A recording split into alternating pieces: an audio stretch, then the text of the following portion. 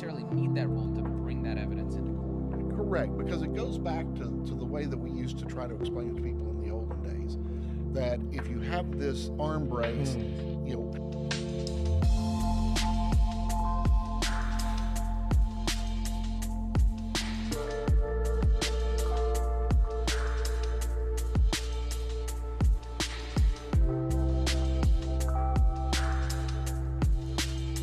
What up, what up, what up, what up? What's going on? How you doing, Chair? You are first. Might be the only one there. How y'all doing tonight, man? Good to see you.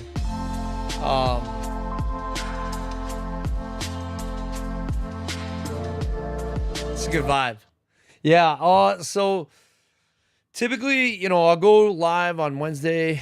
I'll have a game set up, or like last Wednesday, we just covered like current events and stuff like that, and that's all up for tonight as well. But I was kind of I had a wicked toothache and a wicked headache, like all day, 2 days. All my close friends were like, you need to go to the doctor, and I might actually do that. But typically try not to miss Wednesdays. That being said, welcome on in. Those that have been around here for a long time will know that Brick was built on gaming and the therapeutic aspect of socializing in the veteran community within the gaming space.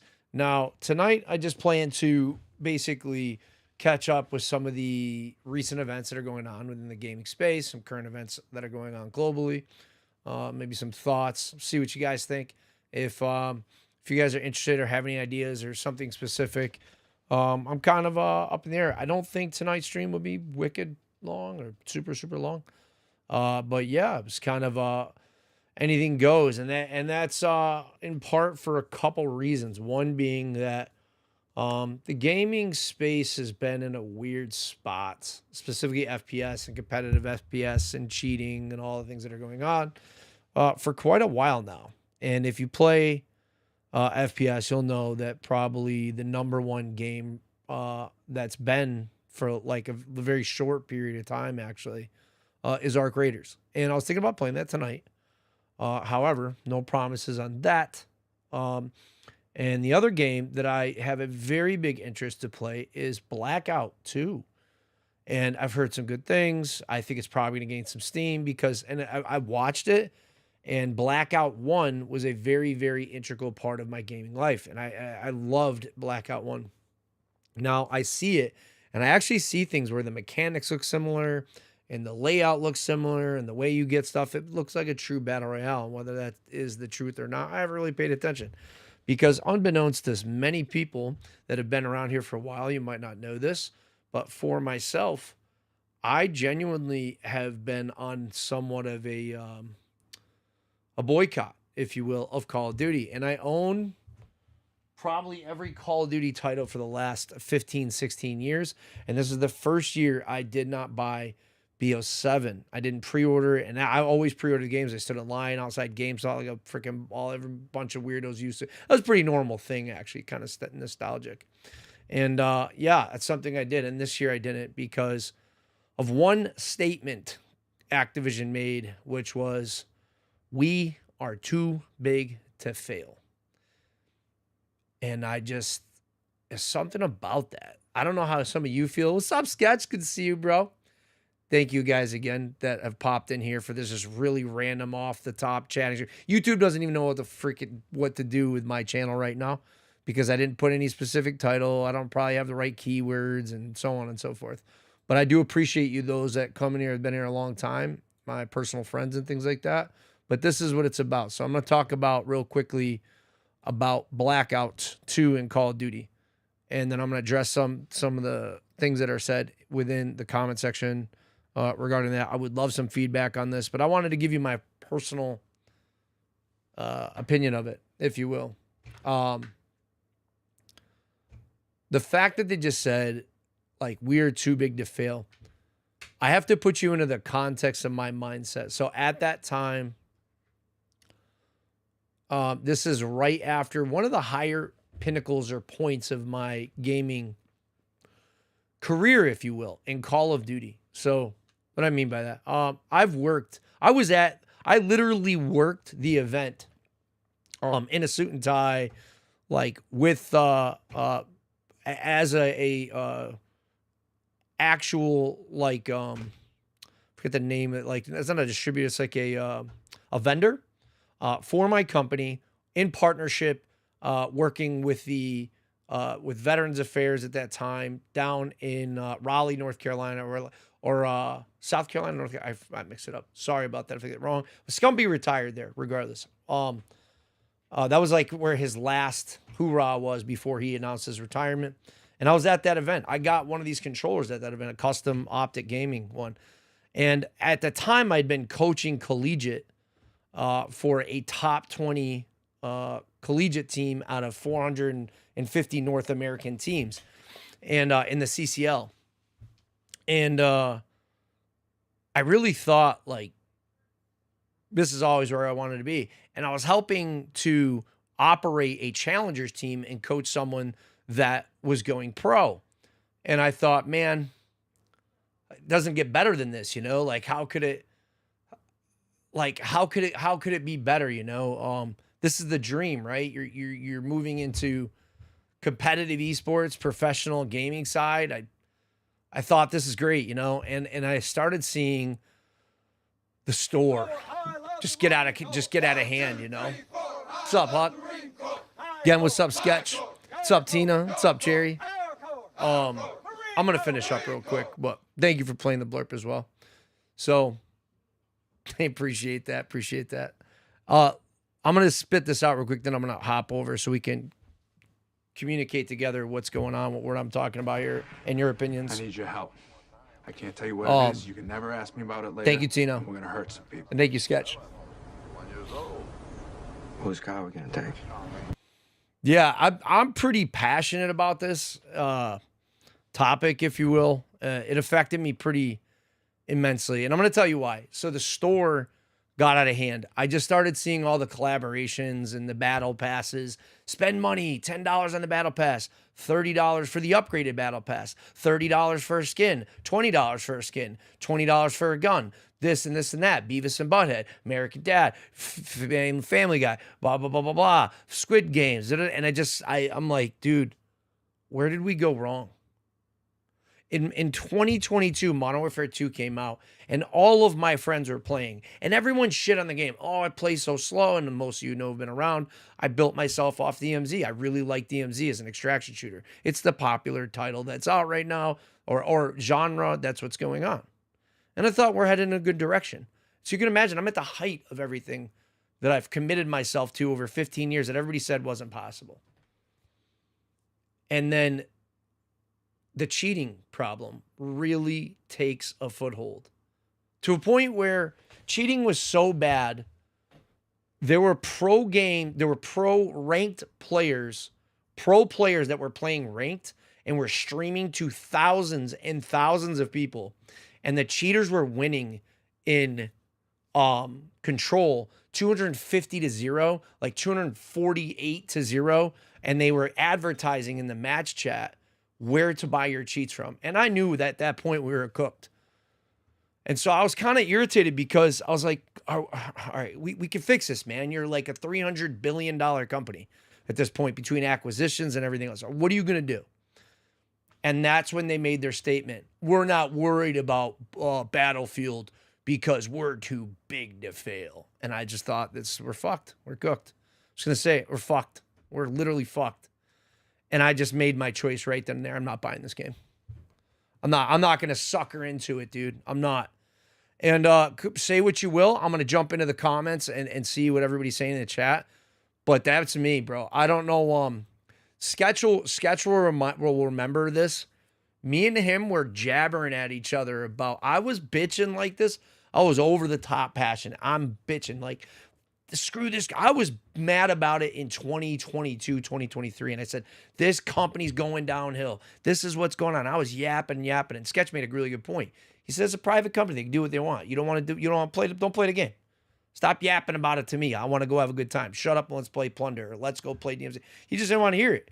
And I kind of understood where he's coming from. But I said, this company's going downhill. I called it. I knew it was happening. And now all my friends stopped playing. And I know I wasn't crazy. You know what I mean? It's sad, bro. And I want them to come back and win. So let's jump in and see what everybody's talking about. To be real, I'm kind of impressed at the lack of running into cheaters in COD. I've heard that too. I think it needs to be a priority. And for me to kind of bring me back around, I feel like it needs to be it's gonna have to be like the general consensus of everyone is like, yeah, bro. Like when I start hearing about it again from my, like my buddy who does my heating and cooling, when he, we used to game together too in COD. Like when he starts hitting me up like, yo, shit's crazy. Like when he texts me again, my DoorDash delivery drivers are telling me about COD again, I'll probably want to jump back in. Being real, I'm enjoying it. It's a lot like BO1. Okay. BO1, I loved it. Oh, that's cocky. Yeah, Tina, it was really crazy. By the way, congratulations on getting a 24-month general icon for being here for 24 months as a sub. Appreciate you. Yeah, that was a really wild statement, but that's what they said. Hawk said, Brick pulling up the boots to COD, and they deserve it. Disgraceful management. Yeah, that's what it is, man. I would say very accurate. I don't know, well, it's got to be. I mean, the military, we learn top down. Like, there's a lot more complexity to that, and it's very easy to say, but like generally speaking, if you have a shitbag 8-up squad or platoon size on, whatever it may be, a lot of times look towards the leadership. And I find that generally to be true. Yeah, you have shitbag soldier. But if everyone's ate the fuck up and doesn't know what they're doing, that means that it can't be everybody. Typically speaking, it's almost statistically improbable and impossible. So that's why I say, yeah, this is a leadership issue. It has to be. Because you have so much money to hire the best people in the world. I think there's a disconnect from the C-level executives that run the company and don't play and understand their customer base. You don't understand your customer base, and you're cooked. And gaming publishers do this all the time. They fuck up with giving streamers too much of what they want and listening and catering to that. Then sometimes I generally think that they don't mesh well with like the community may ask for something, but they only listen to specific things and they cherry pick it, right? They don't really give the community what they're asking for, I suppose. And when you lose the passion, I think that's really where the disconnect is. Because I just don't understand how you could, like, your customer base is asking for one thing and then you just fumble the football. I don't know. Bothers me. What up, Rain? Good to see you. Good to see you. How you been? BO2, you said. Okay. Well, BO2 is probably the most iconic for bringing everyone together, if you will. And I think it's the glue that brings today's generation and my generation together was BO2, Mm-hmm. Thank you for the shout out, Cherry, to my man, my boy Sketch. Yeah, I'll go back. That gun shit has made me happy. No more crazy amounts of guns. So what do you mean? Like they deleted, they got rid of it? They got rid of a lot of guns? I don't know anything about it because when I say I like cut them out of my life, like I divorced from them. I went through a general mental divorce from Call of Duty. As far as and I still fool around with the DMZ here and there. It doesn't run really well anymore, so I haven't really been on it either. But yeah, I really removed myself from the new franchise, if you will. Yeah, that's crazy. We should all band together and make them fail. That's kind of what's happening. So the other thing is too, they released BO2 or like Blackout 2, which looks, in my opinion, looks like it might be all right. I don't know. I don't really. I've been so uninterested that, like, look, you have like a bad breakup and you got that one special person that you like went through the breakup with and you had to separate from, and you're like, yeah, I'm over that person. But then you secretly like check up or like find yourself wanting to drunk dial them or like look to see what they've been up to. I think everybody has done this. You know what I mean? Like gone through something where their like breakup wasn't good and they really feel like, it hurt maybe, or like you're not really over the person or something like that, I didn't go through it a lot, but like I can relate. I've seen it a lot. It's definitely happened to me before, I guess, where I wasn't really fully over that. And then you find yourself like somebody's like, oh, I saw so-and-so. And then you like, well, I'm over that person. What did they say? You know what I mean? So it's like, you're kind of interested, I guess. You need closure, whatever it may be. I don't have that. I just don't have that. I have no interest. Like, I see a lot of the people that I sub to that cover only COD content, like Nero Cinema or Blame Truth, who's kind of negative towards, it can be viewed as negative. I think he's really informative. But I can't even click on their videos, bro, because I just don't want to see anything Call of Duty related. And it's not because I miss Call of Duty. It's because I'm so over the bullshit. You know what I mean? Like, it's just, like, you can't, that shit is a soup sandwich that you're not fixing. I'm over it, bro. And I might be wrong. I'm hearing from my friends I'm wrong. Maybe I am. But if you've lost me, you've fallen pretty hard. Carmichael Childs, for me, it was the after we banned 50,000 cheaters every other week. And COD Tracker website was still showing 50K KD cheaters in every other week in Warzone lobby. Not a single dollar for me since. That was Vanguard. That was a long time ago, too. I remember thinking when Vanguard came out, I was like, that was the moment when I thought, like, this company is a sinking ship.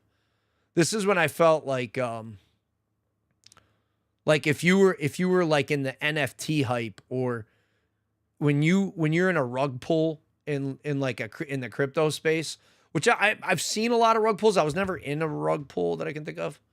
I was a lot until I helped develop an NFT project, got paid pretty well for that, as a developer, in the project and advising, by the person developing it, and I had a good time with it. But I could have gotten fucked because I'd be honest with you, it was a remote job, and you didn't really know everybody, and you kind of had to take some people on their word, and you kind of sniffed everything out because there's a lot of military people in law enforcement and firefighters and shit. So I think it was all good. I got lucky, but that big NFT rise. But if you know what I'm talking about, you would have saw like a lot of rug pulls and shit.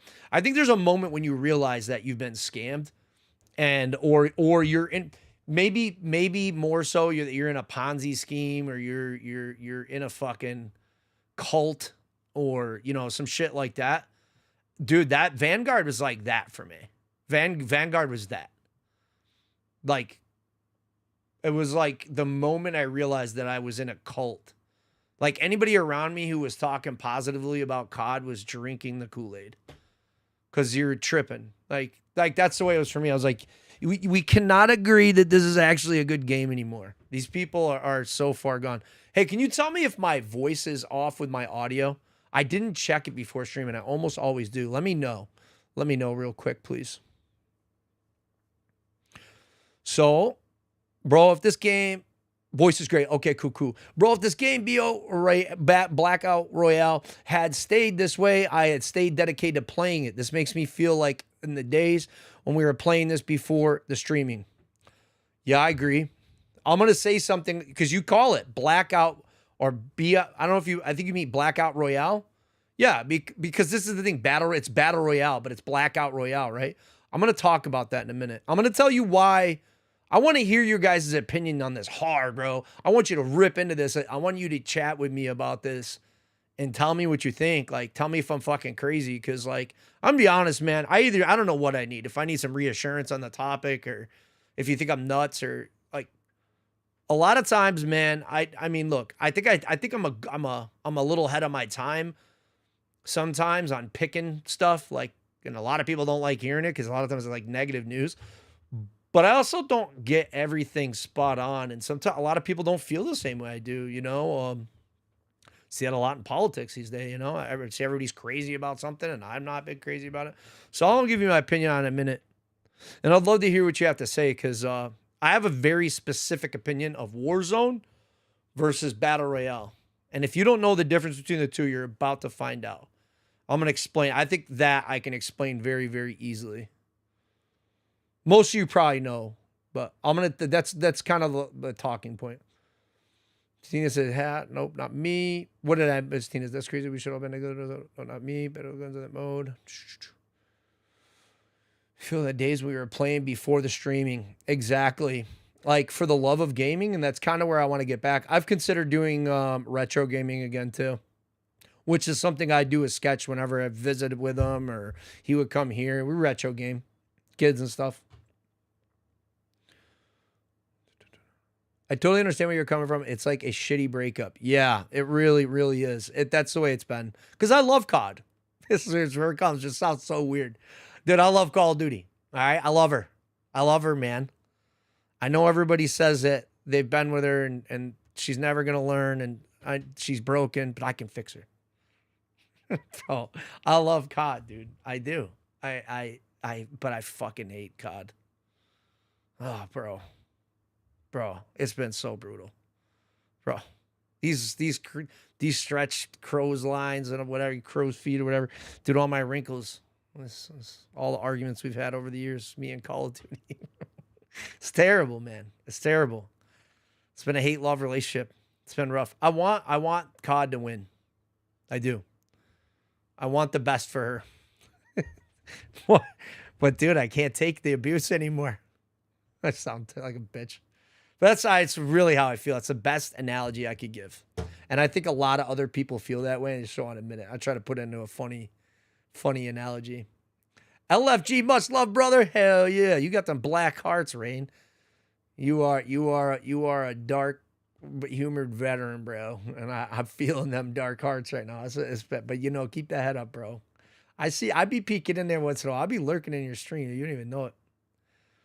There's not one thing to point out to speaking to COD's failures. It's a collection of a series of poor choices in pursuit of revenue.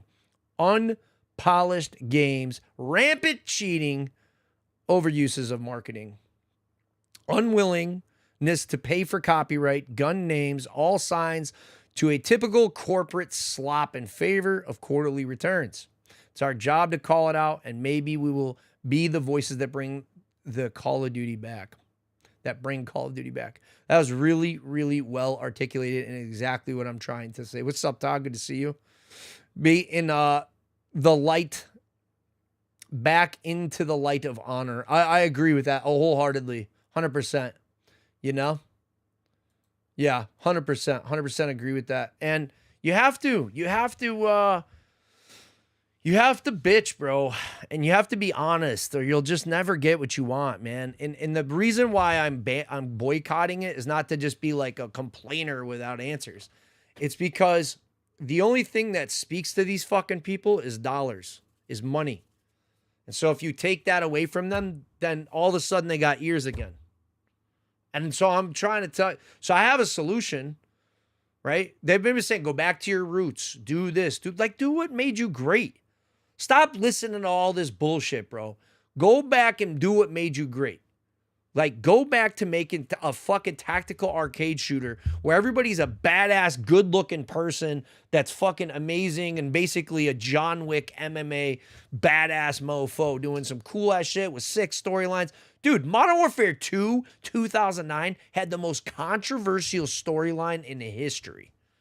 I don't know if I know of a single game that had a more controversial timeline than doing the terminal mission, bro. If you know, you know.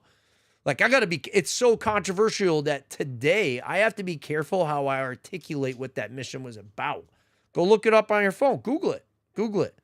This shit was wild. It was an amazing mission. It was insane. Very, very pinnacle for its time. It's still crazy to this day.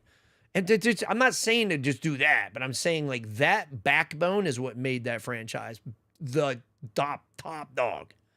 You know what I mean? For its time. Send me an invite and let's play.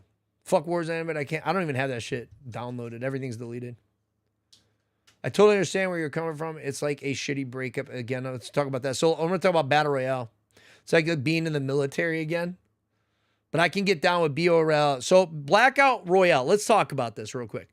You have Blackout Royale, which again, I'm just talking. I'm going to talk about Blackout because I can't speak on Blackout Royale because I haven't played it and looked into enough. I've seen some stuff.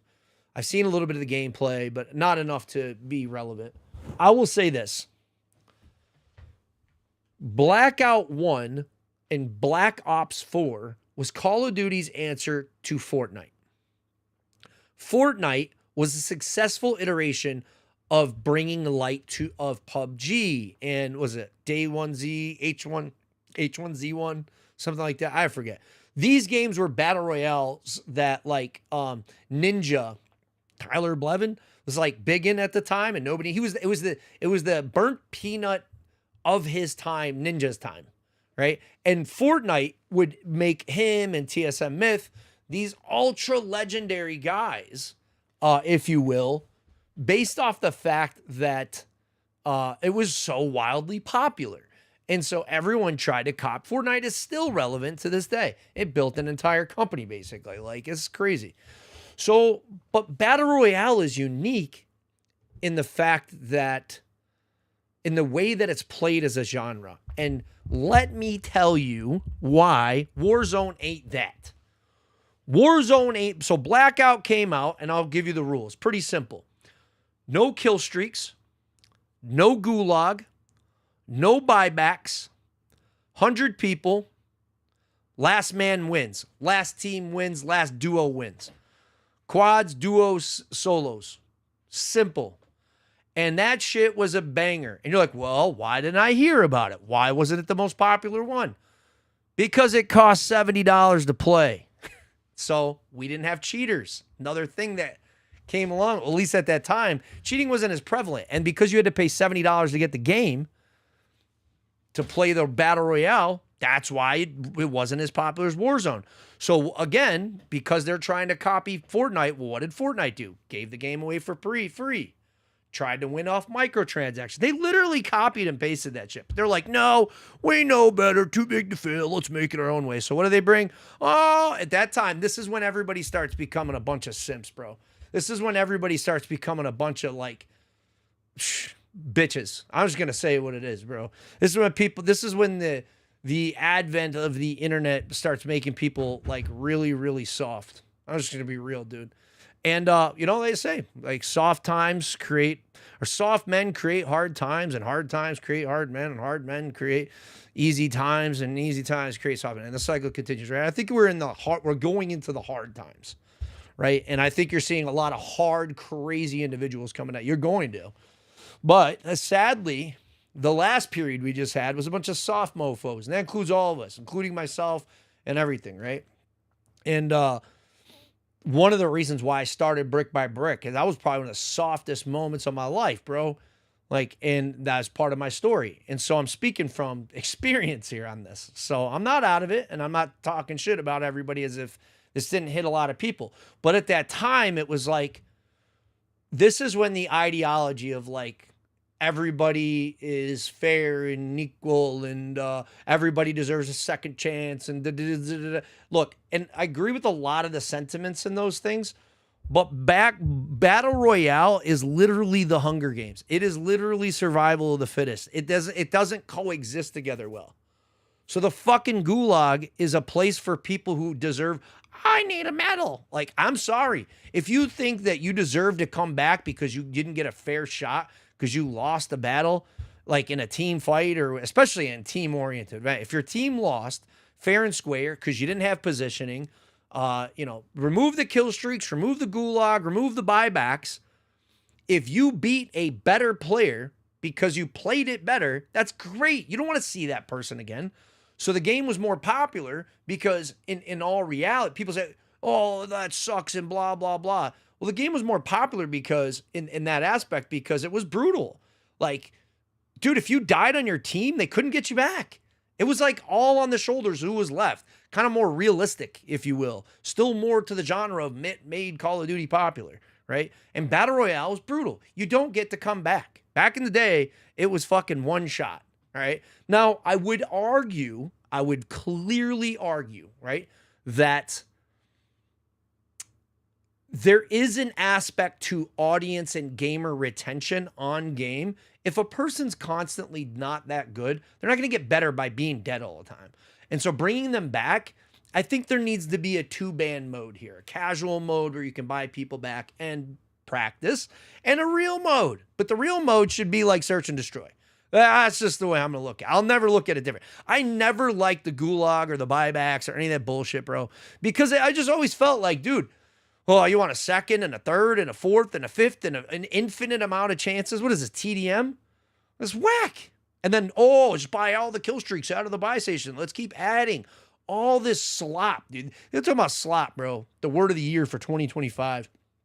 Literally, you look, that's literally was word of the year. AI slop, micro slop. Dude, there was so much crap added. Armor with this many plates, and you can get your loadout, and you can have all these perks, and you could have blah, blah, blah, and kill streaks, and da-da-da, and attachments. And you could have all that in Battle Royale, but you had to find it. I digress. We're gonna take back some of these comments because I'm fucking ranting at this point, but I'm clearly setting the tone of what the difference of Battle Royale is and whatever the hell you want to call Warzone, because it's not Battle Royale. It's not. That shit is the fake new whatever version of this shit. Everybody deserves a trophy Battle Royale. OG Blackout was awesome, and OG Modern Warfare 2 was awesome. Everything after that was weak and watered down. That's what I'm saying, man. Preach, bro. Preach. One of the few follow-up titles that achieved more than the original. Modern Warfare 2 still holds the crown. The original Modern Warfare, 100%. 100%. And regardless of what anybody wants to say, this Modern Warfare 2 in 2022 did numbers, bro. You can Google the I'mRight.com statistic that game sucked, whatever you want to say. Just because all the pros said it was slow, and it was OG, old. They're like, for old men. How many of your people do you know, if you played during that time, how many people around you played? I bet you a lot more than you know now. Or in some of the other years. Modern Warfare 2 brought a lot of people together, bro. I'm being, at least around me. I could just have like a really big echo chamber skewed view, but. And BO2, BO1, Modern Warfare 2 original, I don't know why they renamed the same games. Modern Warfare numeral 2 and Modern Warfare 3, 2009, 2011. Those games brought people together, bro. Like, made men feel okay with standing outside in ghillie suits outside GameStop at midnight in November. Time to play Counter-Strike. I think that's the most popular game on Steam. We should check that out, dude. I was looking at the Arm Attorney's new information on pistol braces. Let's see if this will come up. There we go. Before stream started. What is it? It would be like, what is it? I'm on the wrong keyboard here. What is it? What are we looking up? Steam charts? Steam charts. Would it be this? Charts overview. I'm guessing it's this.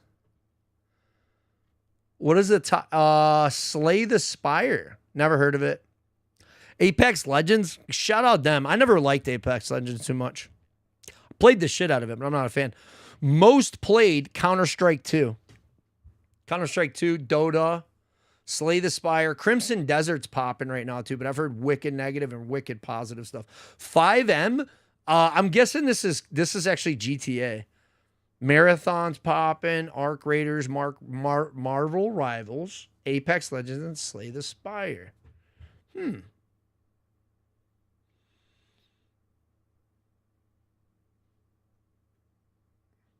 Most played, top selling games and most played. Ways, I wonder if we should filter this. We'll look at that in a second. Yeah, let me read the comments first too. Burnt Peanut is actually interesting to watch. He's fucking amazing, dude. Burnt Peanut, what I don't think, this is why I said people don't like what I say a lot of times when I'm when I'm first to market, I guess, with information. I do prophesize a lot of shit, bro. I'm gonna be honest. It's nothing cocky. There's no size con. I'm just telling you. Like, I'm just factual. And Peanut is one of those things too. So I would say I've been telling a lot of people for a while. I was like, what Peanut did for the streaming industry, a lot of people were getting super negative and still are very negative towards streamers. streamers ruin the game, streamers cheat, streamers do this, streamers do that. Believe me, I experienced it, dude. I've seen it firsthand. And I don't even totally disagree with some of the statements, man. Like, I'm like, ugh, it's like what I want to avoid, you know? But Peanut he brought people back into a positive, streaming into a positive light. He's inspired so many people. He is the new, like, when Ninja, Tim the Tap Man, I don't like Dr. Smack because of all the controversy. It's pretty obvious. I'm just going to say it out there. I don't know whatever the fuck he did. I don't pay attention anymore. But he did inspire, and I think he still does inspire a lot of people. But there's a lot of individuals from that time frame, like TSM Myth and Tfue and all these guys. Dude, these guys inspired like generations of streamers. It inspired me to get into it, to be honest with you, because I was really good at Blackout and around the stuff Shroud. Like, that was their time. Peanut is like that for today. And if you disagree with me, I implore you to go watch him. Two things on that. If you hate what he's doing and he annoys you and you don't see it, because it made you feel something is probably why I'm right. If it makes you feel like, holy crap, this is like a TV show, which is what most people feel like I would say 75, 80% of people who tune into Peanut will go, I could watch this just like Netflix. He's that good all the time. Like, I would say 90% of the time he's streaming, he's entertaining. Fucking far more entertaining than me. And that's a trajectory change for streaming in general and gaming. He's a positive influence, bro. He's a mega influence. And you don't, like, he gives hope and inspiration to kids in countries like that, you know, that I've visited that don't have all the opportunities we have, you know? Like, there's kids in Thailand and the Filipinos and stuff, or Philippines and stuff that, you know, these kids are like, see Peanut and they're like, man, I could get out of this situation where I don't, you know, have a, you know, they're very wealthy and rich in life, but they might not have financial wealth. You know what I mean? And maybe they, you know, I met really good guys I still talk to, happened to work at the hotel as a manager. I would have done that. I was kind of like shocked at like what he made, but they have much less cost of living, costs a lot less there, like in Bangkok. But you know, he was a gamer. He's a wicked gamer and he great guy. I still talk to this guy. And but you know, it was amazing to me to what he had to overcome. And it's no shot. I mean, me and many of you have all been to third world countries, and that is not Thailand, but you know what I'm saying when you're like, the reason why I have love for my country is because we're so fucking lucky, bro. Like, you really don't understand how lucky you are until you've been somewhere where people ain't got shit, dude. And they're happy as hell. Where they're happy as hell. My boy's girl, dude, was like ultra poor, dude. Like, poor I've like rarely seen in my life. And she was fucking amazing, dude. She's beautiful, smiling all the time, just super happy, dude. But like, her whole life revolved around getting out and hustling, dude. And part of that is like, Peanut provides that to some individuals who work 2, 3 jobs, 14 hours a day, all fucking day. You know, they might work at a beach resort somewhere over there where we just take it for granted, dude. And I'm telling you, man, like that's a generation change. And I'm seeing it because I've seen it before. And you think I'm crazy? You watch. Let's re-talk about this in 2 years. Double FPS. What's up, my big guy? Hey, man, what's good, dude? Good to see you guys chatting to each other in chat, too. 22. Modern Warfare 2 had all us old heads buying in, hoping for another decade-defining game. And you know what? I really think it accomplished that. Huck. People want to talk shit like it isn't. Oh, this isn't the new thing's not the old thing. But for real, a lot of us, look, and I'm kind of skewed, bro, because I played for, 4 years? I'm still playing DMZ. I would still play ranked. I like the maps on Modern Warfare 2. People talk mad shit, bro, because it's like everybody has dopamine high from all the bullshit we're exposed to. But I think Modern Warfare 2 2022 is a legendary OG dad game. You know what I mean? Oh, I think it'll be a long time before I don't feel that way, to be dead honest with you. Yeah. So I would love to hear if you feel the same way too. Is there anybody who didn't play? Is there anybody who played Modern Warfare 2 2022 for a very short period of time, if you will, and could tell me like, yo, Nah, bro. I do not get that from that. I know it was slow, dude. Like, I listen to Shotzi and those guys shit on it. I listen to Steve all the time shit on it. But I think the pros really screw the game up, too. And the way people complain about streamers, I think pros destroy public matches, or like the way the game's designed.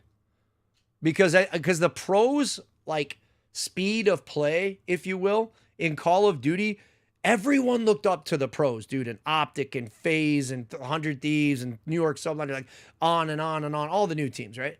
They all look up to these guys and they want to be like these guys, especially young kids, right? And so everybody listens to these guys. So the feedback to the pros, if they play a certain way, that does not reflect the average dude who gets off from his job plumbing, or some kid who gets off school, who just smokes a joint and goes plays. Dude, it doesn't reflect accurately. So I don't think that public play reflects well with what their player base is, right? People can want to be like the pros all they want, but the pros are the pros for a reason. It's like a snapshot of 1%. You know what I mean? The sweats. And that's what people's complaint of streamers are today. That's why I said I think Peanut, yeah, and Peanut plays really, really well. He thinks he's dog shit, but I mean, honestly, Peanut's a sweat compared to like most of the people on this chat, me, almost everybody that I come across for the most part, would have a real hard time running up against him. And so, yeah, talent's part of it. He's not as good as some people, but I would say, yeah, the streamers who are sweats also, it's the same argument. You know what I mean? Anyways, they call that smurfing when you go to a higher rank, makes a new account to play against noobs. Yep. I have a real funny story for that later, actually. You didn't even get it? I think it was worth getting it. You want to know why? But Modern Warfare 2 2022 was the last Call of Duty that Activision really put a fucking ton of effort into. They had Warzone 2. They had raids. They had a storyline. They had DMZ. They had, dude, it just went on and on. There's so much shit in the menus you could do on that ranked play. Like, there's just a lot to do. And that, the last time we got that much value out of a game was like pretty long time ago, personally.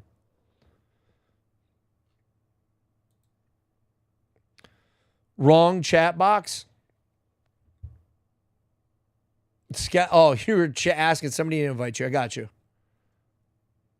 The last Call of Duty with a disc as well is super sad.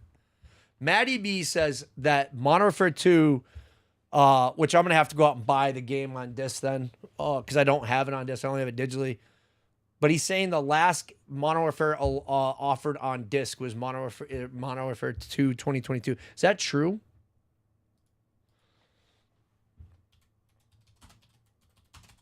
This is what they say. You'll own nothing and be happy, bro. What the fuck, man? Last Call Duty on disc.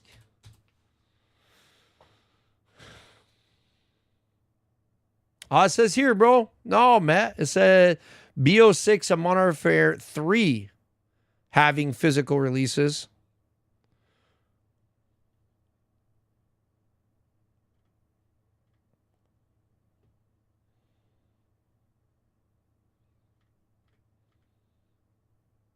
I don't think that's right, Matt.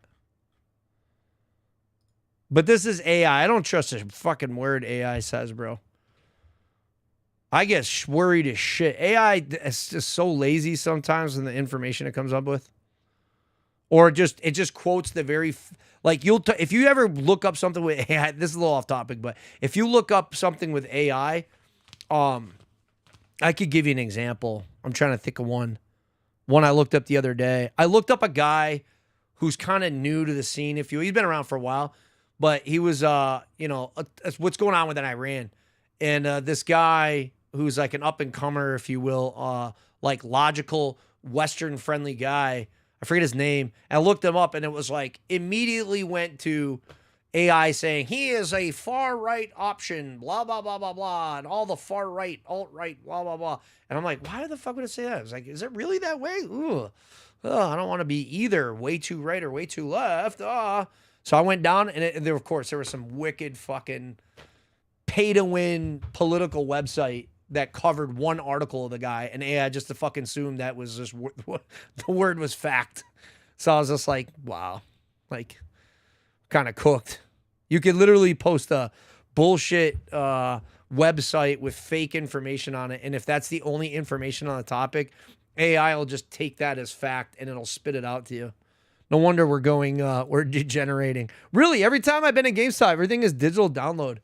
Matt says, as regards this, I mean, according to this, let's see if let's type it in. Console status, current Call of Duty Modern Warfare 2. These discs serve mostly as a license key.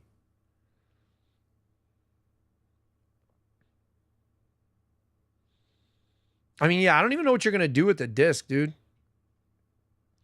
Because only contain a code. Look at this right here, Matt. PC disk history. So physical PC discs are nearly obsolete. All right, well, that's, yeah. The issue, modern COD discs only often contain a very small data, sometimes as little as 72 megabytes or 300. So it's basically you're just buying a fucking key on a disc because of laws or something. Let me see if we could get BO7 on disc. BO7 disc edition. The Call of Duty Black Ops 7 disc includes a physical disc. You could get it on a BO7 too, according to this. It says you could get it on Amazon. PlayStation, the PS5 disc standard version requires. There you go. Why does this feel like a scam? Who's selling this? It's the Xbox store.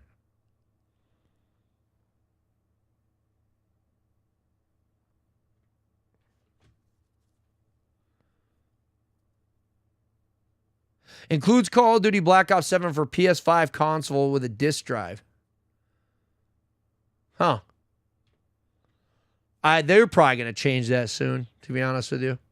What I don't like is in the TOS, it tells you that basically, like, they can just remove your content at any time. I definitely want to get this disc, though. I feel like this is the last time I was happy with Call of Duty. What's your favorite Call of Duties, if you don't mind me asking? I've been wrong before. I think they're really moving away from it, Matt, and I think that's why you're just not seeing it, because they probably are only making so many, and they're like, shh, nobody will notice. We can slowly phase these out. Make 10 next year. You know what I mean? I think they're just slowly weaning us off of holding on to something that's physical and feels like we own it. I constantly see the comment, if buying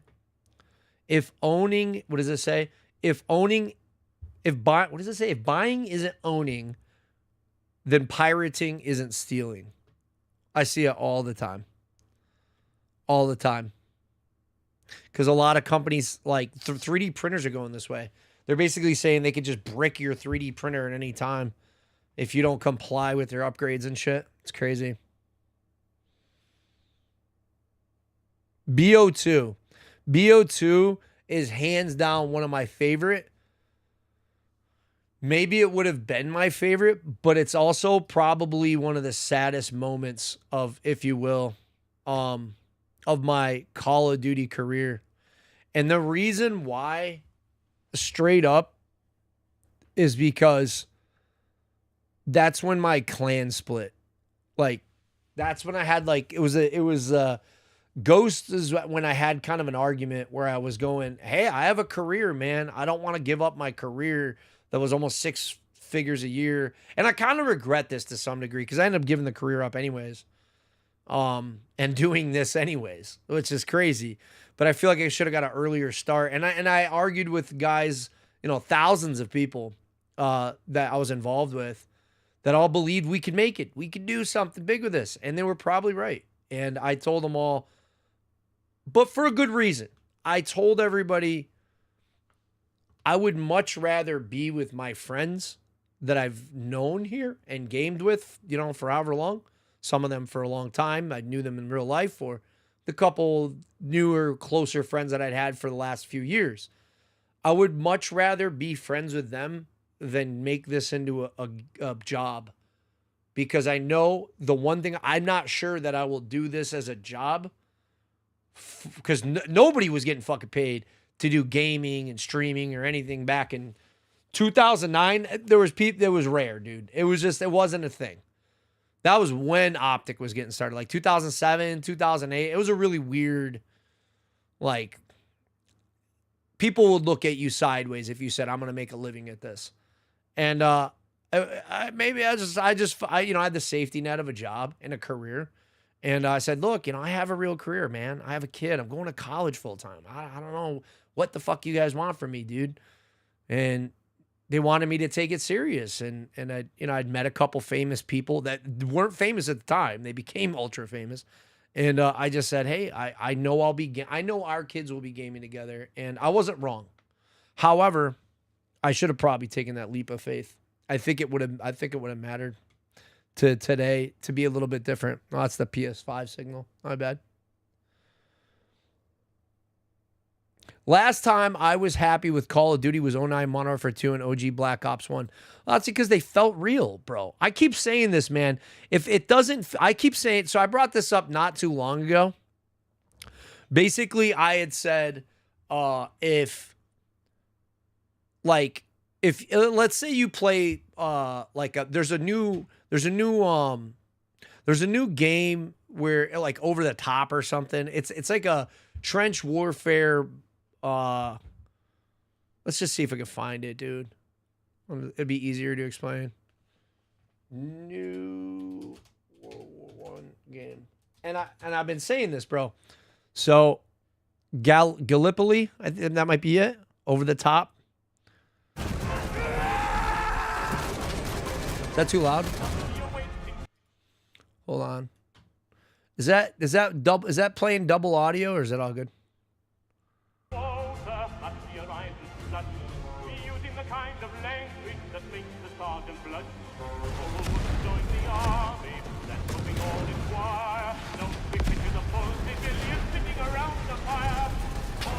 It's cool, man. Sorry if it's loud. Is it too loud?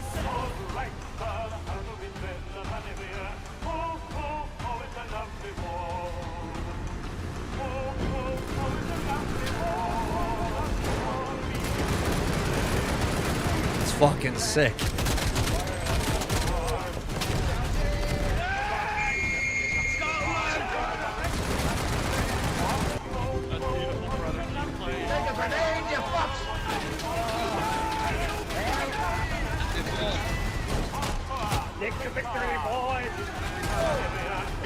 I've been wanting to play this, honestly.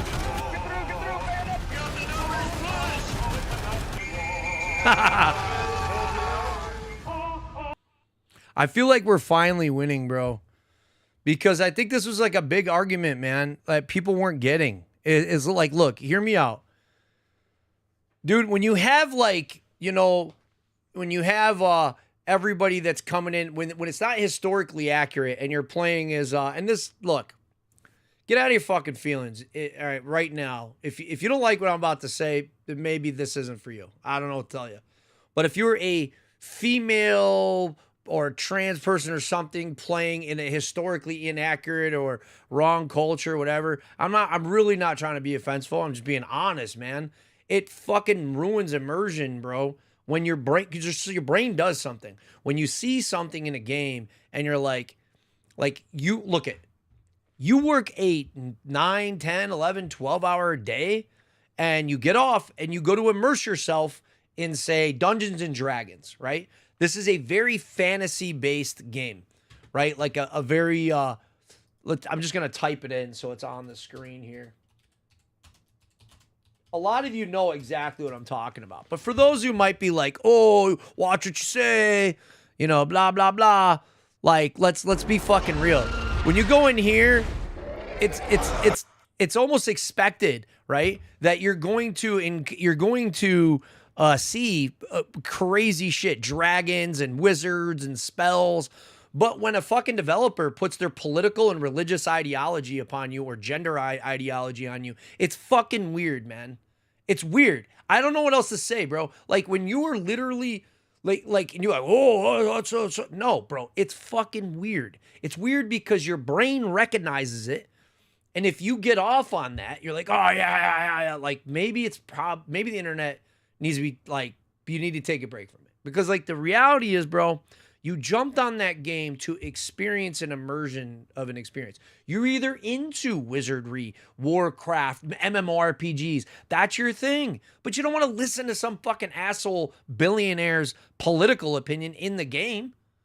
Like, I'm sorry. I don't get, look, because it goes both ways. I am not arguing saying that, oh, there's woke ideology or anything like that. It's not what I'm saying. What I'm saying is it's fucking weird when they make the characters unrealistic or they make the character. There's another thing too, is they make all these characters in some of these really, really big fantasy games that typically like pirate games and stuff where the characters are really pretty. No, if you're going for historical accuracy, the characters should probably be hideous, missing teeth and shit.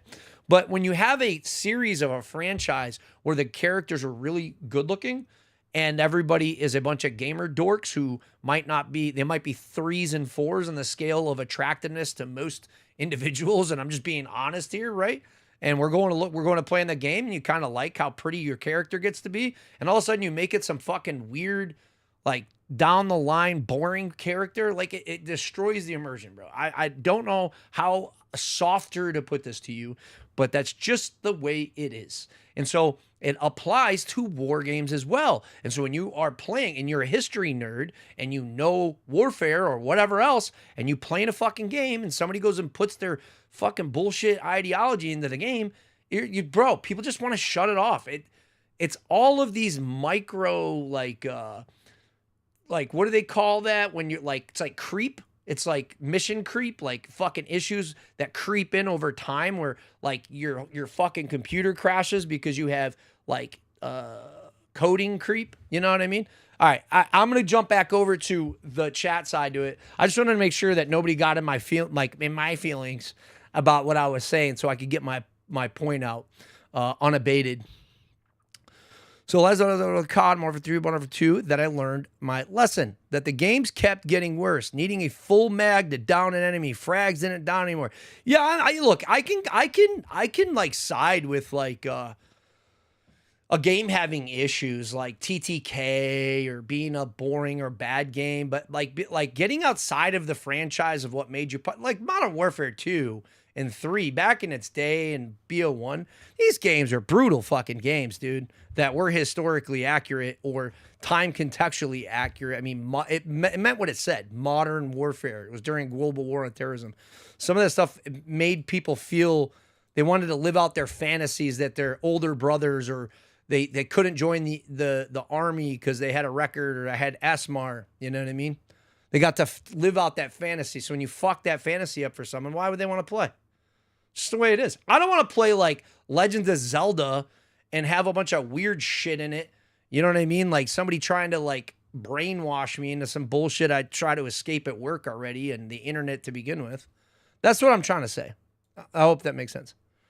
Like they change clothes, etc. Happened with Assassin's Creed. Yeah, let's look this shit up, bro.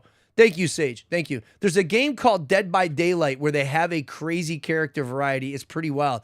Yeah, like, and here's the thing. I played the shit out of Dead by Daylight. And Dead by Daylight is full of like Dead by Daylight has like it's a serial killer game or like a scary game. It's a jump scare game to some degree too. So what happens is you have like a bunch of generators, and I haven't played in a long while. I'm sure it's still popular. I actually hosted a 30,000 viewer tournament co-hosted with a team, big esports org from Thailand on Dead. I helped organize the tournament over here stateside, right here in my town, and that was really fucking crazy. I don't know why that came up, but it's reminding me of that. But the game's fucking wildly popular. That proves it. So, like, just to say, and this was like after the game came out 10 years before. So, needless to say, the game has like a lot of you might know what it is, but for those who don't know, this is a game that like I probably should just pull it up here, then try to ramble through it. But this is like it's a terror immersion game with like spooky, urban legend characters like fucking, you know what I mean, like Nightmare on Elm Street and Jason and that kind of a thing, and witches and shit. And like, dude, if you fucked with that, dude, like you would feel it. You know what I mean? I don't like Dead by Daylight because I'm not. A lot of you veterans know you're just not a big jump scare person. I'm not a big jump scare person. I do feel like there's a lot of jump scares in Dead by Daylight.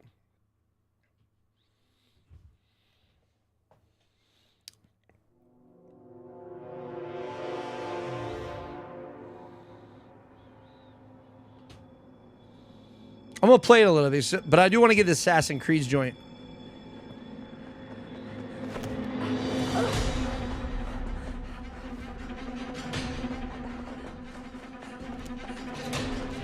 Oh, it looks so much better than when I used to play it. Did they upgrade the engine or something, Sage? Like that looks so much better than when I used to play this. How old is this? It's probably old too, huh? 9 years ago, this is saying. Wow. Oh, this is the launch trailer. So this has to be like generated part because it didn't look like this in the game for sure. But this will give you a good idea. Does the game look this good now?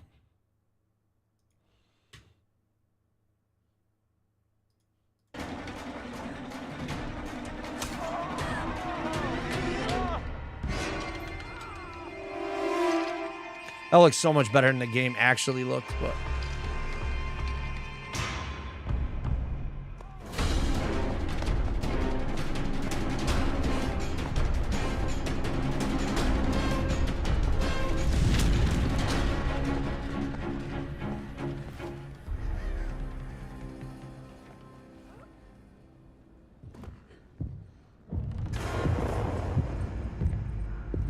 So there you go. You get the fucking vibe. You know what I mean? Like, that's intense, bro. You know what I mean? And the whole time you're playing like that, dude, you play as Michael Myers. Like, there's a lot of creepy characters on there. And so that's the immersion. But if you suddenly removed all that fact, you know what I mean? Like, I'm saying, like, there's a lot of fantasy-based games here. And a lot of people have, like, would come to me and they would say, well, it's already a fantasy-based game. I don't understand why adding in blah, blah, blah. If you're not a gamer, you don't understand. You don't fucking understand. And I'm just sorry. It is what it is. Dude, look, for instance, I'm just going to say it, bro. You have Tomb Raider, right? Tomb Raider has made so much money. I never played it, but I could see it from a mile away, dude. Like Angelina Jolie played the movie characters. And so there's always Lara Croft is always pretty. One of the girls I do like, my wife would tell you, Vanderker, what's her name? So I'm going to look her up. I mean, I'm looking her up, dude. Lara Croft, I don't know, I'm just going to put Van. Let's see if I can find her. This girl, Vanderker, I think that's her last name or something. If you made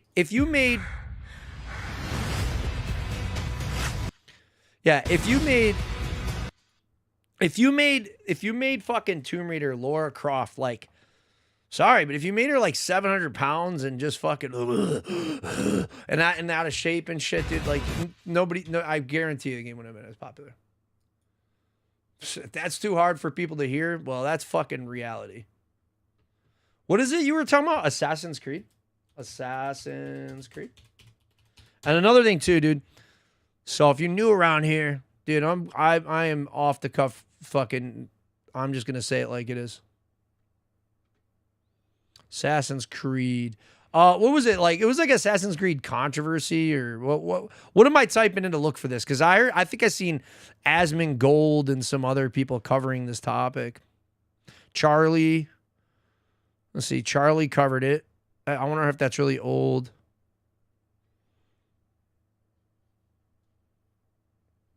I'm just going to type in controversy.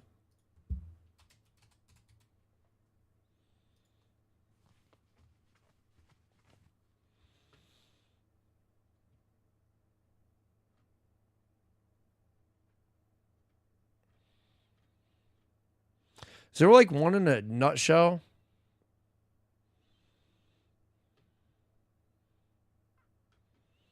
Well, all the other thing too is made by Ubisoft, and Ubisoft is fucking terrible.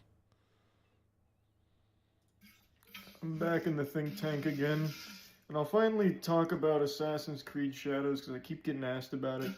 I'm gonna play it, but I'm not a fan of the franchise. There's no way he's in the shitter, bro. Right now. I'm not a fan of the franchise, but I'm gonna give it a try and see how it goes. I'm back in the think tank. Okay, all right, and that's fucking terrible. What sorry. Take it away from the game's competitive edge. I agree. Immersion's a very big, a big issue in these games. Women can easily win if they're better with a sword or a dagger. Asmon's a huge MMORPG nerd. I actually think he covers this pretty well. I'm gonna look it up, dude.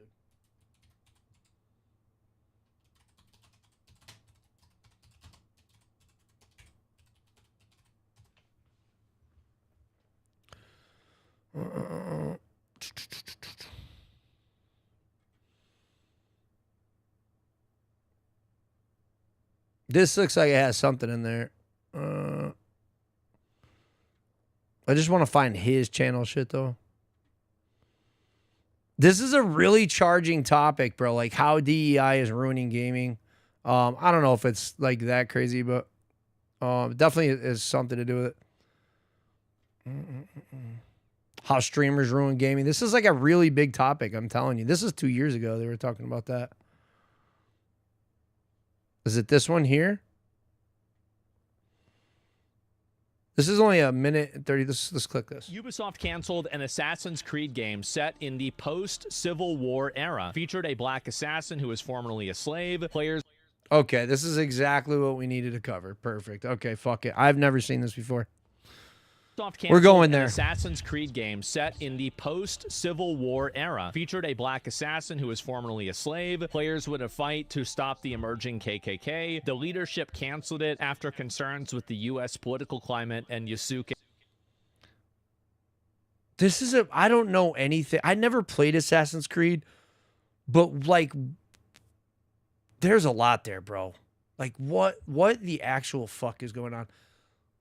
Like, dude, I'm sorry, bro, but like, why do you have all that going on, dude? Like, I know it's a topic and I know it's serious and I know we need to address it, but like, do we need to be doing this? Isn't it like a pirate assassins game, dude? Like, why? Like, why? A backlash. Like, I loved Django Unchained. I thought it was a great movie. I've watched it probably 15 totally times. Agree. But the problem is that I trust Quentin Tarantino to tell this story. I don't trust Ubisoft to tell this story. It's going to be patronizing, annoying, and also, I think another second-order effect. The amount of people who have used the term, oh, these people are the KKK, these people are Nazis. You're watering down this term, and you're applying it to people that want a better border patrol. And this happened with the Wolfenstein game too. The repeated weaponization of calling people part of that group, and then people feeling like, wait a minute, if there's a video game that's systematically killing these people, and now everybody's calling me part of these people, isn't that basically them saying to kill me? And it is, by the way. All the terms are cooked. It's no meaning whatsoever. Yeah, exactly. I think they probably made the right decision canceling this game. The people that made Expedition 33, they could probably make something like this good. Ubisoft making a game like this good, I'm just not really seeing it. Here's also a subtext of this as well. A subtext of this is that Assassin's Creed Shadows was a massive failure. If it wasn't, why would they be canceling entire games because of something that is about the backlash of Yusuke? Why? Yeah, exactly, right? Why would that?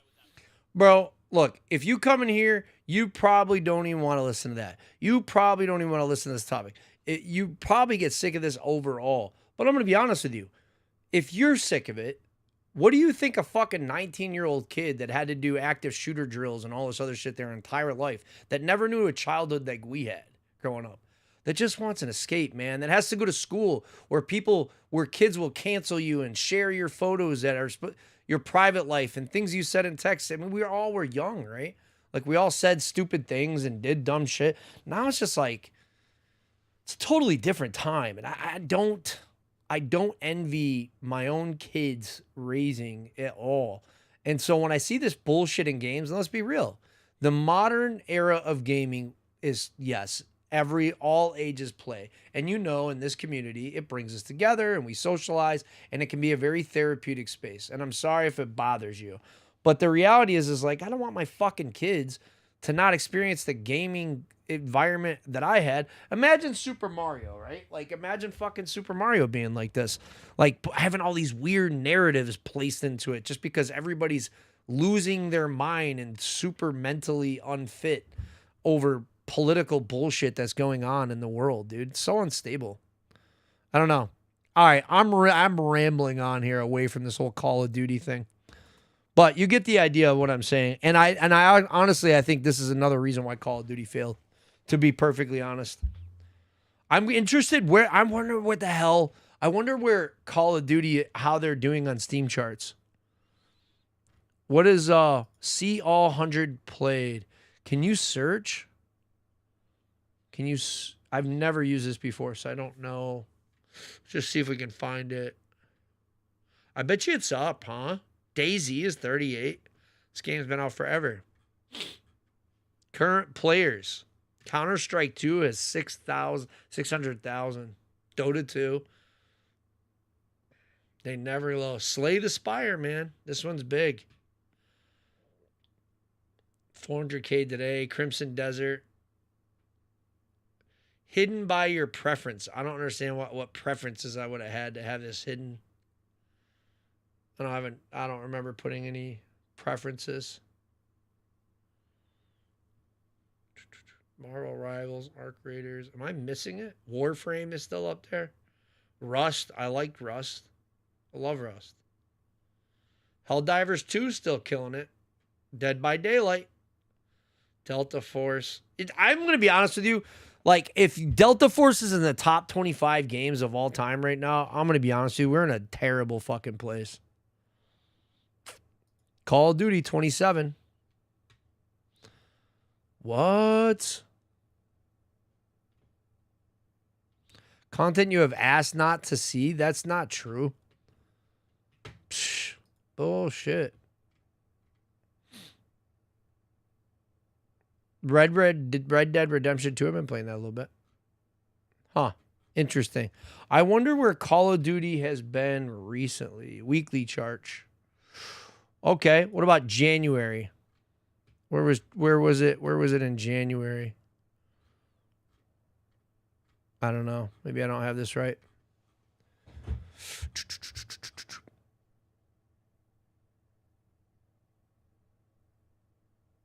That's fire. Last got turning 43 in May. Yeah, I don't know, man. I don't know. I honestly, I don't know if it's me getting older or what, but like, I guess another argument I'd have is why this one's cooking right now. Call of Duty Modern Warfare, which because it's released for $6, and it's $6 right now when it's been 60, right? And the thing is that Call of Duty historically has never lowered their prices. Never would lower their prices ever, and that's currently a thing. So you know they're in a rough spot if they're releasing all their games again for cheap prices. I thought I would never see that. You might have seen a couple little sales here and there. BO3 is $19.79. I've just never seen it, man. But this was the #1 company back in the day. But I feel like I think another part of it too is I think we have a bubble. We have a gaming bubble. There's so many games. I want to look up how many video games are there in total? How many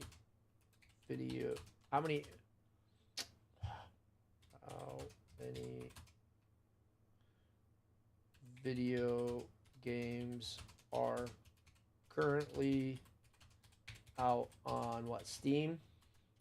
on PC. Let's just say PC. Well over 100,000. That's actually a lot less than I thought, though. I thought we would have been up at 1 million active games. 120 alone. Steam is hosting 125,000 titles.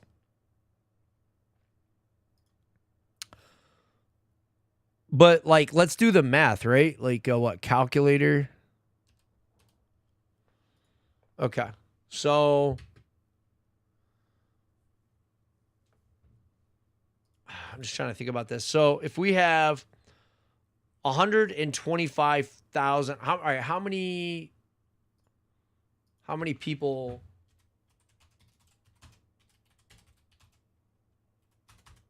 It's probably a lot. Play video games. How many people play video games? Oh, wow, like half the world's population. That's really interesting. Yeah. I would say maybe more accurately, like, oh my God, over half of all Americans play video games. Because your phone counts too, right? But let's call it 3 billion, right? And it's just 125,000 on PC. It's probably a little skewed. How about this? How many video games are currently available to play in total? 5 million video games worldwide. The Google Play Store. This includes, okay, they actually did a good job. They actually break down all the games. It releases with 10,000 games a year on Steam annually. Steam's on there though. Okay, so I think we have a good assumption. So 5 million games. Mm-hmm.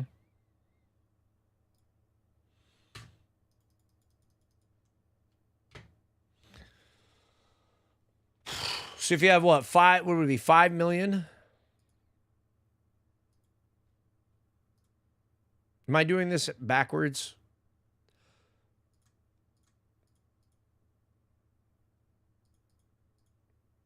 That's million. That's billion. Equals so 0.1. Obviously, it wouldn't be that way around. Percentage-wise, though, because that's what I'm trying to think of. How in the fuck would you get a percentage-wise? So, yeah, I guess, like, yeah, I guess you couldn't do it that way either, though. So you would probably have to do it the other way around. So let's just say 3. Keep thinking in European and like decimals.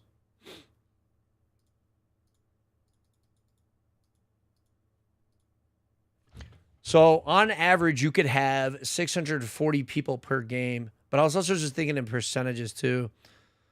Like what you'd have. So just think about it that way too, right? Like no game is going to survive on 640 people. Now I get that a lot of those are like old games, Mario and stuff like that. But overall, you're talking about 5 million video games to choose from. That's kind of crazy, right? A lot of competition. That's what I would argue. I would say there's just a lot of competition. I think that if you make video games today, so here's the thing: how many people are playing like Counter-Strike? Most played, 600,000 people on Counter-Strike, and Counter-Strike 2 has been out for a long time. And then if you go down, if you go down to Call of Duty, right here, 35,000 people is crazy. Steam charts. Having 35,000 people on Call of Duty is crazy. Look at all these other fucking games. VR Chat is above Call of Duty, bro. Delta Force above Call of Duty. Dead by Daylight above Call of Duty. I want to say this 5M shit. Isn't this GTA? What is 5M? What?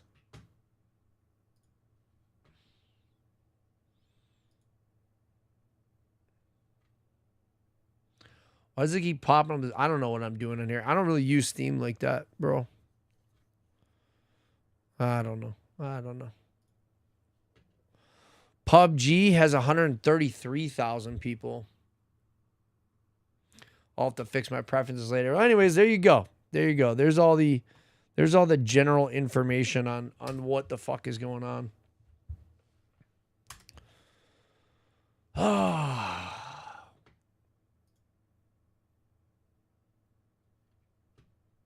Yay. Yeah, this shit's wild right now too. They're saying like hunting shotguns. If you're fighting, not to be off topic, but if you're hearing like, oh yeah, these weapons of war when it comes to Second Amendment in your state, and they're saying that like in our state flipped overnight, and now they're taking away just regular hunting shotguns. Don't ever trust them, man. They're taking away everything.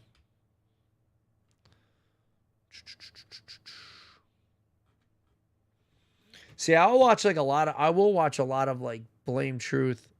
Sledgehammer exposed Infinity Ward. Do not trust them with Modern Warfare 4. Blame Truth here, and what you're seeing is Modern Warfare 3 OG gameplay. 2011 recorded off of my Xbox 360, and this is relevant because this is the last good Call of Duty video game that Infinity Ward ever made. I kind of agree with that. I do like I said, I really do like 2022 Modern Warfare 2. I think they did a good job. Straight up. They haven't made a good Call of Duty game since this one. And this was like half Sledgehammer, half Infinity Ward. So does it technically even count? I don't know, but I'm counting it. Now, usually I ask you guys to comment on this video and rate it and like it and all that stuff. Yo, you seen that guy that signed in on his friends list, dude? Like, I feel like that's the point, though. Like, today, that would get you banned. Because it helps it push it Or it would say you're not allowed to use that as a name. out into the algorithm. And yes, I do want Because people are soft, bro. I'm just saying, all culture has gotten wicked soft. you to do that, but I want you to do something else. I want you to do me a solid and favorite this video. Add this video to your favorites and come back to it in exactly 1 year. Set a reminder or something. I This don't just know, popped out, but too. Come back to it in exactly 1 year's time and let me know if I was right about this video, okay? But in this video, I want to talk about Modern Warfare 2019, which is just making headway. It's making the rounds or whatever. So to give you up to speed, everybody is talking about Modern Warfare 2019 because the OG COD, which Modern Warfare 2019 was fucking ass. I don't give a shit what anybody says. I hate that game. The only reason it's popular right now is because it's $5 in the store, as I showed you. Why do you think everyone is back to playing? I don't think everyone's back to playing. I have a lot of my friends that will say, yeah, I've tried it or do this and that. And they do. I will say people say they're liking it. But if you were just, you might have just popped in. But actually here, if you look at here, like the entire list of people playing right now on Call of Duty, right? There's 28,000 Modern Warfare 2019, 28,000. This is the game. These are games that used to down here in the bottom left corner. They used to brag, 2 million playing right now, 1 million playing, and it would show you where everybody was playing in the world. They removed that map for a reason. One is because of market saturation. Two is because the game started becoming ass. And I have been an avid Call of Duty freak for 16 years. Where is Call of Duty on here? The newer one. I miss it. We're just looking at it. That's the new one. It's got to be like right in here. 27, right? Like 20. Right here. 35,000 people. Counter-Strike 2 has 600,000 people. Call of Duty has less, like insanely less. Arc Raiders has almost 100,000. And they've been maintaining like 200, 300, 400,000. They're going down too. I don't know why this popped this fucking bullshit out here. I'll just keep it off to the side for now. I will say this, though. I definitely think that the reason why people are going back is because Blackout 2... I mean, that was a way to go, dude. A true battle royale. Yeah, I think it's a mistake to give it away for free though. If you don't fix your hacker situation, which my friends are saying, a lot of them saying they don't run into too many hackers. Which if they've fixed that, that's amazing. Personally, I would rather drag my Slay the Spire was I think like top 3, if not number 1, number 2, or something like that. It was on there. Yeah, I've heard. I would have known. I literally clicked on that, King. Like just clicked on that. Like Slay the Spire was something I just clicked across on. broken glass. I don't while even know being what it is. chased by a pack of hungry hyenas in the savannah desert than ever play. I miss this game so Joseph's much. Wet Dream again. Now, I don't want to lose you guys who like the game. I understand why people like it. The game, animation-wise, is fantastic. The engine is phenomenal. I mean, the visuals, the gunplay, everything about the game, how it feels as a shooter is good. My complaints have nothing to do with that. In fact, I would go so far I disagree. as to say, I think the visuals are terrible. just so you know, I'm not a blind hater here. I would go so far as to say that Modern Warfare 2019 is one of the best feeling and looking FPSs ever made. I stand by. Wait, is it the remake? Yeah. It is the video game equivalent of the most beautiful woman you have ever seen, but she has AIDS, herpes, gonorrhea, and some other disease that's yet to be named. Also, she has an IQ of 48 and will bite your dick off if you... He's so brutal, bro. People hate Blame or Truth because of this stuff. I've been following Blame Truth for like his OG days, bro. Like I've been following this guy for way before he became famous. Way before. You insult Taylor Swift. So yeah. Back when he was even more positive, like towards Call of Great Duty. looking and feeling game. My issue has nothing to do with those things, though. My issue or issues with the game is everything else. And in this video, I just want to keep it kind of short, and I want to go over every single facet about Modern Warfare 2019 that maybe you have forgotten, because from what I'm seeing... Yeah, I guess I definitely have, man. Like I don't know. I own a business. That's what I do, King. What did you hear about Slay the Spire? Do you know anything about it? Across the board, we have forgotten a lot. Now, some people like the game. Some people love the game. You are allowed to have that opinion. Whereas I am allowed to have my opinion that it's just utter tripe. I think there is a worse Call of Duty overall than it, though. Jeremy, please, what up? I think that Black Ops 6 is actually worse, but that's about it. And that's me being very nice. You know, I think that game is just brain rot, the video game. So I will give MW 2019 that. And I do think MW 2019 has better gunplay, better visuals. It's just a better game overall from an FPS I remember calling in Juggernaut kill streaks on this map. standpoint, like as far as the core gameplay goes. Again, I'm not blindly hating. I'm not. But I do need to remind you, maybe the people... I also think I have a wicked old cross-map grenade on this map. that look back on it that kind of hated it, but also kind of liked it. Do you notice in the bottom left, I think he has, I think back, this is when we were playing on Call of Duty Elite. And if you had a clan, like a legit clan with a bunch of people, you got to have a gold clan tag. Maybe you just It was on your need phone. a reminder. So An app. It's like one of the first apps. Let me give you Exhibit A here. All right. I think it's best just to lead off with this, because this series of tweets here, these two tweets, were so bad. The person on top basically just ceased all contact with the community because there was so much backlash. And really, who could blame the community, because they're being told two different things by the same dev team, okay? So let's read the top one. Ashton says, finalizing notes for the big update you all keep asking about. Look at that, nearly 10,000 likes at the time of this screenshot. Notes are a little over 2 pages long. Lots of good stuff in here. Wow, that... Now, mind you, they just recently sent a cease and desist to Ghost of Hope and among other leakers. A lot of people will come out and say, hey, that's so fucked up. The Ghost of, they've been a major influence. They've built their whole brand and companies, if you will, off of that information and reading through the game files.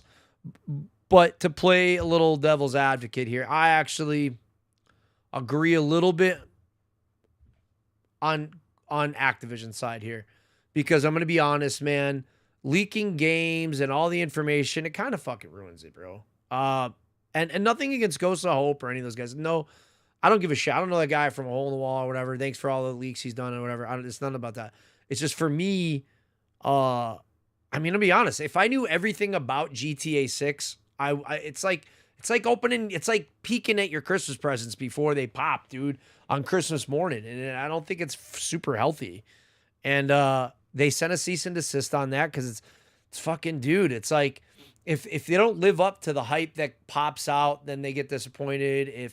If they find something in the leaks that nobody likes, everybody's complaining and they change the game, it's got to be stressful for them. So I give them a little credit on this one. However, the way they've treated their modding community and people that have tried to remake the game for free and stuff like that, like those cease and desist, fuck them, dude. I don't agree with them at all. I don't agree with them at all. But there's new information. So now it's like a big guessing game. Oh, the big update, blah, blah, blah. You're all asking about it. Oh, the big hype. This is the first year we haven't had all the information leaked out to us. Sounds like a big update. This update was rumored to be by... Looking for some work? I don't have any employees, just me. I have a bunch of buddies who like it. Who like what? Some leakers in the community. Oh, like COD? A complete overhaul of the Modern Warfare 19 experience multiplayer-wise. I hope to be at a point where I can have plenty of veteran employees. Basically, that they added in, like no red dots on the minimap, and like revenge spawn systems, and add prestige mode, and basically all the... Bro, that would be crazy. Revenge spawn systems, I would fucking be so mad. The things they changed that no one wanted changed. Yeah, imagine you whoop somebody's ass that's the best player on the enemy team, and you have to face him 2 seconds later when you're still healing, bro. I'll be so mad. And then Joseph came out on a nuke streak weeks later saying overhaul was a fake statement to get attention. We are constantly updating the game at least once a week, sometimes twice. Season 1 incoming, also bye.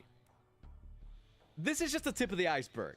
What? I'm going to show you more after a brief word from this video's sponsor, FlyDigi. They were kind enough to give me their new Vader 5S controller. It's their first official licensed Xbox controller, but it can be used on PC as well. That looks so familiar. I don't know if Sketch, if you can still hear me, but that looks so much like a controller we went on and bought for you for the PC or whatever. Kind of looks like a Scuff Edge, doesn't it?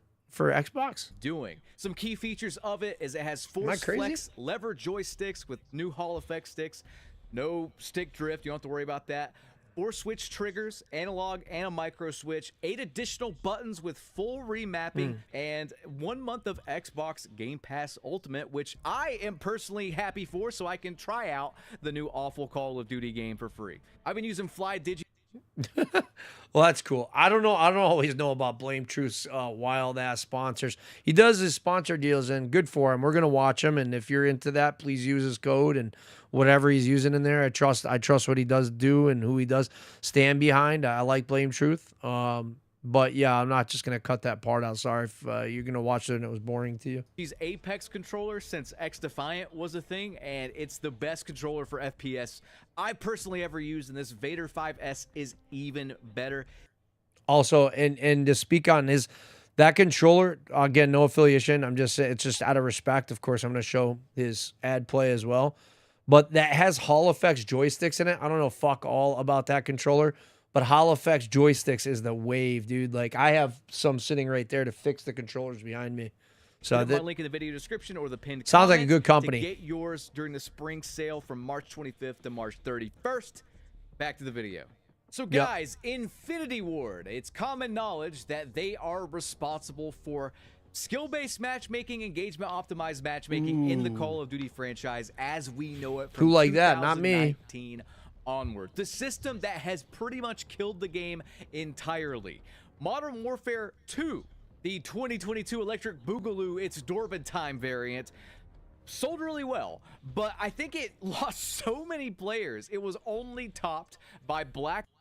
You know, that's a really good point, and I don't want to lose too much either. Matt says, it's hard to believe how the times have changed. Every new game gets closer and closer to Halo's layout. It's odd.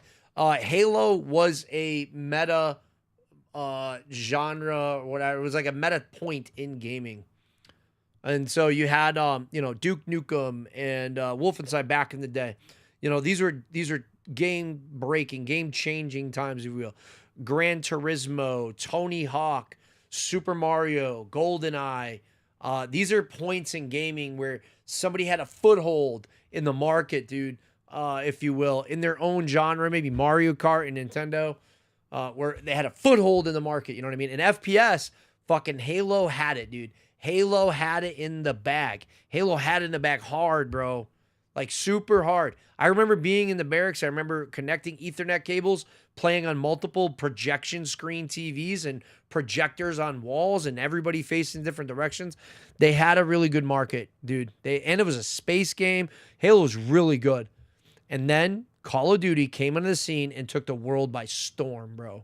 And for whatever reason, they decided to completely go the way of all the other gaming industries and listen to all these executives and overcomplicate the game and try to be like everybody else. And then they tried doing a bunch of, like I said, like cartoon collabs. And there was a point where they're into a bunch of like, their fucking political and religious and gender ideology is crazy, bro. So we've been through like a huge bunch of ups and downs, and I just don't, my fucking lowly, humble, stupid loser opinion is that I really just think we need to go back to what made the game good in the first place. Like when I think of Halo days, it's like a really good point. When I think of Halo days, I really think about what made me want to play Halo was Master Chief and getting with the boys and drinking beers and throwing freaking hand grenades, dude, and stickies. And I don't know, it's just a really good moment, it's good memories, I don't think it'd be as easy for Halo to come back, but I really don't think it would be difficult for Call of Duty to just make it gritty as hell and with its all new spins, man, and just full send and extraction mode, make it its own game, make you pay for the game. Zombies mode, make it its own disc, make it its own game. Multiplayer, make it its own disc, make it its own game. I mean, they like making money anyways. Why not? Just fucking sell all different games. Battle Royale, make it its own game. That's my opinion.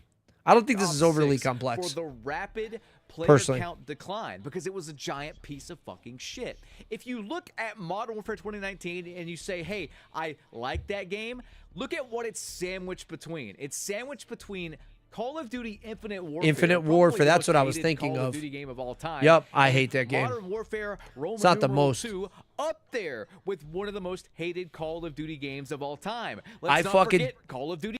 Bro, I fucking disagree. I don't agree with that. And I don't think he knows a lot more than I do. But bro, he's saying that Modern Warfare 2 2022 is like the most hated. I just think the pros and people didn't like the movement. But Modern Warfare 2 did numbers, dude. I don't think I'm just being. I think in the long term we're gonna find out that was more. It was, I don't know. Everybody's got their picks though. My biggest hated game, Call of Duty, was Advanced Warfare. But I have friends that swear it was the best. Ghost, by the way. Let's not forget another giant piece of shit that Ghost, yeah, Ghost is wicked and mid. It came right after Black Ops 2 Yep. to really rub salt into the wound. So let's just rapid Ghost fire wasn't off that some bad, stuff though. here It that was Infinity bland. Ward has done, because again, I don't want to make this video too. To be fair, that was exactly when PlayStation 4 came out, whatever Xbox's new whack console was. And I say that because I used to be a big Xbox person, and they burned me with all the red rings of death. Fuck Xbox. So, nothing personal, but yeah, when the new consoles came out, Ghost was the brand new, and we all know when the first couple games they release on a console, when they don't really know the engines and stuff, they're always bland and suck. Long, I kind of want to make this pretty easy. Sledgehammer's gotten fucked a lot. So, Normie, you're As a welcome. company. This right here was one of the top posts of all time on the Modern Warfare subreddit. It says, Infinity Ward, speak to us. We're the reason your company exists. Without a loyal fan base that comes back every year, you'd have nothing. Why aren't you talking to us? Why aren't you talking about map voting? Yeah, that was removed. Why? Because fuck us, that's why. Why aren't you talking about lobbies disbanding? Because it messes with the SBMM system. I'm just adding in my commentary, by the way, if you're listening to the car. Sorry. These are all rhetorical questions that are not going to get answered. Why aren't you talking about Dead Silence? Why aren't you talking about SBMM? Splinter Cell? Why aren't you talking I don't know about if the I played it, constant Matt. PC crashes that make the game think I literally did. unplayable? Why aren't you talking about changing the amount of XP it takes to level up? Why aren't you talking about all as well? You know what? I think these are way more professional bullet points, but I want to get rid of I want them to take cheating serious and protect their their actual legit user base. Like, come up with something, dude. And I don't want to just be someone that doesn't have solutions. I just think that in today's version of where we have AI, a reporting system, where you're proven not to be cheating and you have a long history of doing the right thing and so on and so forth, that you're taken serious, and there's at least a appeal form.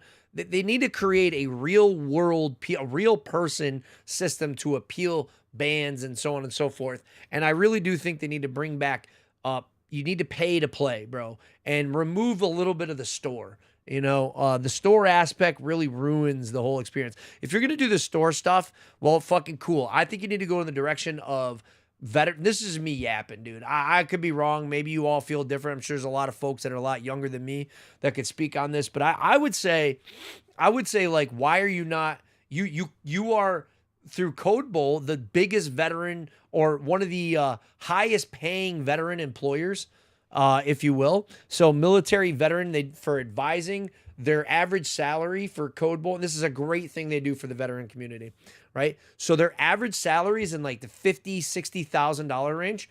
Don't quote me exactly what it is. It's like $56,000 or $52,000, something like that. It's much higher than the average salary of most places that give veterans. So good on them, right? But like your background is this. You built yourself off modern warfare, you know, during the global war on terrorism, and everybody's call of duty, right? Their call to their duty. Like you built off this. Why not do veteran consulting and get with special operations and pick out like individuals instead of getting fucking big fat streamers and giving them a skin? Why don't you give some fucking guy that has a book deal or a movie or some shit like that? Like, not that we should need more of that crap, but why aren't you giving some Navy SEAL or a Medal of Honor winner like a fucking skin that's badass in the game? And including that with a bunch of sick guns and stuff from Delta or SEALs or whatever else, dude. Why aren't you bringing that aspect to the game and selling those skins in the store? You know what I mean? I think they're so afraid to lose money because kids want unicorn fart guns that are, you know, Beavis and Butthead going, you know, bullshit, dude. Just straight brain rot fucking trash, bro. And it just pisses me off, dude. I'm sorry I'm fucking rambling. Aren't you talking about how the Battle Pass works? Saying just play the game does not tell us how the system works. And then Is it more time-based plus time played. Why do you let us expensive guess? Battle Pass. You said during What's up, the Alex? beta you wanted to prove to everyone that you'll be vocal throughout the game's life cycle. You told us you'd smash that comment. Now you're saying you'd rather stay away from talking on social media and spend your time working on the game. I'm tired of the fake promises. Guy, Straight 6 up. years ago, this is called a fucking lie. And they've done this constantly. I'm going to show you something on that in a minute. I'm sorry. I had to pause it because I'm going to get my feedback on it. But, yeah, I could show this time and time again where they go, we're going to stick with the timeline, historically accurate. Like, they have the Gulf War, Saddam, George Bush, all this other shit. And then they come in and they play the game, and it's fucking all this drug paraphernalia and that you can't use in the military. All this unrealistic time and bullshit and fucking colorful crap and cartoon crap, and it's just a slap in the face, man. He goes, every year they get us all worked up over these games, and then they lie about on what to happens. say, you guys teased I agree us with this. the beta. Now what? Now that you have your money, you just abandon communication? And then at the bottom there, he edits in, he is saying thank you for the Reddit gold and platinum and silver, and he ats the mime and says, please respond. Yeah, that ain't gonna happen. Let's go over some of the other top comments on that subreddit before I get into the COD other must sins hate of truth. Infinity Ward. This is just gameplay Like blame related. truth, BT. That was more like, hey, these people are fucking liars, don't trust them. But this is mostly gameplay related, what I'm about to show you. So let's roll the fucking footage, and I'll just read off the titles of the threads. I've taken a lot of this game's. The guy, Bobby Kotick, that runs this company too. I'm just throwing it out. I don't give a fuck, dude. This guy too, he was in the e-files. Yeah, the big files, the redacted files, man. He's in there a lot. Bullshit, but this was the final straw. Remember when COD would poke fun at noobs instead of designing the entire game around protecting That them? was a cool commercial. I I'm not was gonna lie. killed They did a 4 good job of times that. in a single play of the game. Matchmaking in 2020, and it's a meme about getting a 1.5 KD, and then the next 10 games, you get shit on. You can't deny it. COD players in 2009, I rush and get quickscope nukes on a daily basis. Yeah.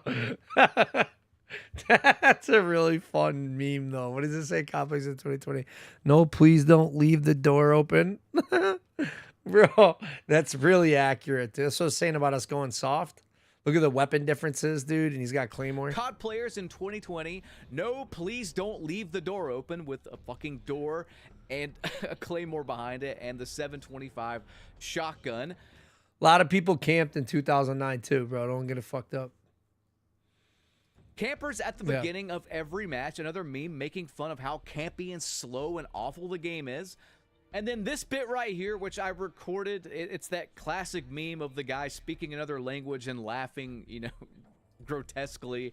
And they add in a bunch of stuff that he's not actually saying. But either way, it's just a colossal failure of a game. And I understand that some people liked it. A lot of people came back to the franchise after ditching it for a long time. And I'm going to say something that might surprise you, but I understand. I am on your side here, because I realized that the game didn't start dying at Modern Warfare 2019. The game started dying with Call of Duty Ghosts, which was another fucking Infinity Ward game. And originally, I'm not kidding with any of this. This is like some pretty factual leaks that verified this. But originally, Modern Warfare 2019 was titled Ghosts 2. Oh, that's brutal, bro. Yeah, that shit pisses me off, man. That whoever decided this, they need to be fired, bro. Not just fired, but like they need to put out a letter to all the other developers, say, don't ever. This guy is blacklisted from working at any developer. Whoever decided to be the evil prick to make double XP on any event and make it real time is the dumbest dumbass I've ever met in my life. Now, if you don't fucking understand what I'm talking about, double XP used to be in-game time. It used to be like if you were going to level up a gun and it takes forever, like in-game played time is what counted. But then, like he's talking about, you might wait 15 minutes for a lobby, bro. And that was burning like your Mountain Dew caps that you bought. Some people went out and bought cases of Mountain Dew to get the codes off the bottom of the cap for double XP. And so whatever idiot came up with real time burns your double XP. Ooh, bro, that gets under my skin. They didn't want to make a Ghost 2 because the original was such a colossal fucking failure. So they just called it Modern Warfare 2019 and changed the campaign. Yep. There you go. And Regardless, Battle Pass XP that you paid for. Because they can't just stay in their lane. You know, if MW... The update was 31 gigs. You put up a random update in the middle and you have double XP going. It just burns through. Dude, don't even get me started. 2019 came out, and it was just a colossal piece of goat shit for 1 year, and then we went back to normal. That would be fine, but this game, and people aren't like out of touch here saying this game literally caused every single Call of Duty after it to just have to walk back terrible decisions gradually. Like every single game that came after it, whether it was Treyarch or Sledgehammer, got fucked over by the decisions of this awful Modern Warfare game by Infinity Ward. I mean, it's undeniable. I mean, we've had I don't know. doors I don't know anything about that. I'm going to be honest. I really don't. make their return in games where they should never even be a factor. Like Black Ops 6. Tac Sprints come back several times. Again, that should never be a factor. It's an unneeded, unwanted mess. Doors, Tac Sprint, no red dots on the minimap. I think that was a thing in Vanguard. Dead Silence being a field upgrade. Yeah, that's some dumb shit, dude. Some things are just legendary, like Assassin, Ninja, Dead Silence. You know, some things, bro, were just smart moves, and then they just remove them forever. They like sunsetted legendary fucking things that they like make no sense. Came back. Map voting not being a thing came back. Not being able to put get a nuke in the game Why the fuck would you do that? Like, why would you remove that? Obby's disbanding came back, and the worst offender of all, skill-based matchmaking, is SVMM, still terrible a fucking idea. problem, even when they quote-unquote... Bro, the game, and this is the thing. Oh, we want to keep people engaged and da-da-da. Bro, the game was the most popular when you just ran into random people. lessened it with Black Ops 7 by force, by the way, because the game sold like shit. So they had to do something, but then they lied about it and walked that back. And do you see the pattern here? Do you get what I'm saying with this? But wait, it gets worse, because not only are they indirectly causing all these issues, they directly sabotage Sledgehammer. It's from the past, but it's shocking. Check this out. I'm interested in this because Sledgehammer, in my opinion, has always been a company that I'm really unhappy with. I just feel like they're just terrible at making Call of Duty games. I just feel like they miss so hard, bro. Like every Call of Duty I dislike happens to be, or I'm not a fan of, just happens to be mainly a Sledgehammer. That's not saying much because there's so. I think that one company who actually that's not true. The one company who's really good is Treyarch. Treyarch overall has won the most. Maybe not recently, but they used to nail every game. Every game was pretty good with Treyarch. Infinity Ward had the first couple, then it was just Treyarch. And I used to be not a big Black Ops fan. Early Intel tweeted this a couple of years back when MW3 was new. He said, corroborating Bloomberg's report, several sources tell Charlie Intel one got of a the cease and changes desist. Infinity Ward made to Sledgehammer Games' Call of Duty Modern Warfare 3 multiplayer was removing a Pick-10 loadout system. The new system is a morphed version of what it once was. Absolutely everyone that I know that's a Call of Duty fan loves the Pick-10 system. Infinity Ward caused them not to put it into Modern Warfare 3, which would have... Yeah, Pick-10, your loadout. You're two lethals, two tacticals, one tactical, this many perks, this many attachments. I think Pick-10. How about this? I mean, why not do a trial and error? You know what I mean, with your playlist and see what does better. Without a doubt, pretty much cemented it as the best Call of Duty in this era, I think. I think that would have been the thing that pushed it above Cold War even. There was also an instance where an ex-Sledgehammer Games employee came to my comments section and just absolutely railed Infinity Ward. They blamed them for so many issues. This was a thing that legitimately happened. COD table to make games and be honest, I'm not going to go to this against them. I want to treat like shit to do their own thing. I treat like shit again by Activision. I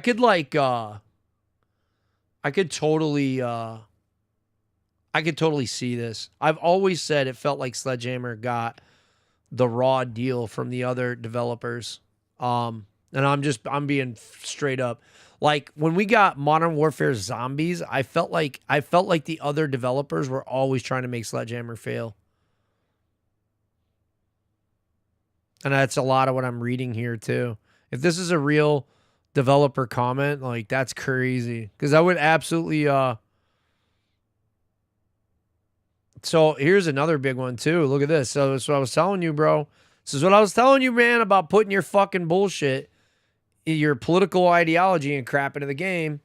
So we're gonna go down here and read some of this stuff because this is what I'm trying to tell you. I have not. This just fucking got released. That you had to be being in a chan and winning the games while playing with your clan. Now, unfortunately, they're stuck under the thumb of Infinity Ward. Okay, that's all politics of the game. Infinity Ward fired most of the Sledgehammer staff, including the entire anti-cheat team, when Modern Warfare Double I released, which is when we saw all the cheaters come in in order to implement IW's AI-based anti-cheat that absolutely does nothing but favors cheaters and report spammers. I can't stand Infinity Ward and was given a huge FU for being good when our team got canned. Their entire team is full of woke social justice warriors who hate guns to begin with. So if you have a game that's based on warfare, and you have people on an executive board that in Hollywood, then your political ideologies of being woke and anti-Second Amendment cannot coexist. I'm sorry. They just don't.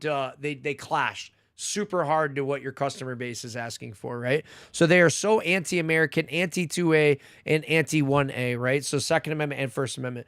So look, John said to me, my boy Sketchy said, hey, stop bitching about it. It's their right to chat ban you for saying the F word. And I would get really upset about that. He goes, you can stop supporting them and stop playing, which I did. But that's the point. You don't have a freedom of speech when you're a private company. Like, they can choose what they're going to do. But the fact that he's like, they're anti-First Amendment, they're like, you don't understand. If you don't understand what this means and what they're talking about, you're not paying attention to what's going on in countries outside of this country that are Western civilizations. Like in Britain, has the #1 arrest rate right now for incarcerations for people posting on social media what they deem as hateful speech. And what they deem as hateful speech is just basically anything that offends someone else. And so they have something like 15,000 people incarcerated for Facebook posting political opinions. That's fucking terrifying, right? So here in America, we have the good old Constitution, which I am a constitutionalist. I stand for the Constitution. A lot of them are God-given rights, your freedom to speak and be a free-thinking man or woman. Your right to protect and defend yourself by bearing arms. That's your Second Amendment, unreasonable searches and seizure, #4, #5, your right to remain silent, not incriminate yourself, and leave it upon the burden of the government to undo their investigation upon you if they suspect you of a crime, innocent until proven guilty, that kind of a thing. I'm big on that. And if you have someone whose political ideologies are going to affect a fucking entertainment space and the customer base is of people who want to pretend to be in war, I think that, not allowing them to say the F word and not allowing them to have freedom of firearms is probably conflicting. And I'm sorry, people notice it. People notice it, right? They hate the Constitution. Most of the employees hate COD, period, and everything that stands for. They jump in line, bending at the knee, do anything. Woke agenda coming from the ultra left and left cult. I think these guys might be going a little extreme. Maybe not. I don't know. I've heard a lot of this. Bring the political agenda of any kind into the workspace, especially into a video game. Development studios is absolutely disgusting. Right. So like if you own the company, you should just be saying, hey, we have a fair ground here. Leave your political ideologies and beliefs at the fucking door. Throw that shit out. Throw that shit out. You know what I mean? Let me say, I said it was walking in any store. If you don't like how you're talking, they can ask you to leave. Yeah. So I actually totally agree with you, Sketch. And that's why I leave. But if they had offered some leniency as a company, right? If they geared it more towards a military warfare tactical shooter experience, there you would do better. I'm just saying from a business perspective, as a business decision, I would not be banning people for saying gamer words so easily, bro. That's all I'm saying. All right. We grew up on some pretty hardcore fucking lobbies and people loved Call of Duty for it, dude. People, and you know what's crazy is and this is, so there's good and bad to all of it. Back in the day, the guys that got fired, like one of the guys that just passed, God rest his soul, dude. What's his name? Vance. He just made Battlefield, the new Battlefield 6. What's his name? Oh, the numbers do prove they made a bad decision. But it's Van. Oh God, dude, he just died in a car wreck. Something like that, heart attack, car wreck. I'm so terrible with TBI, remembering some of these fucking details. It's amazing I can't even talk anymore. I'm just gonna look it up. Pull it up here.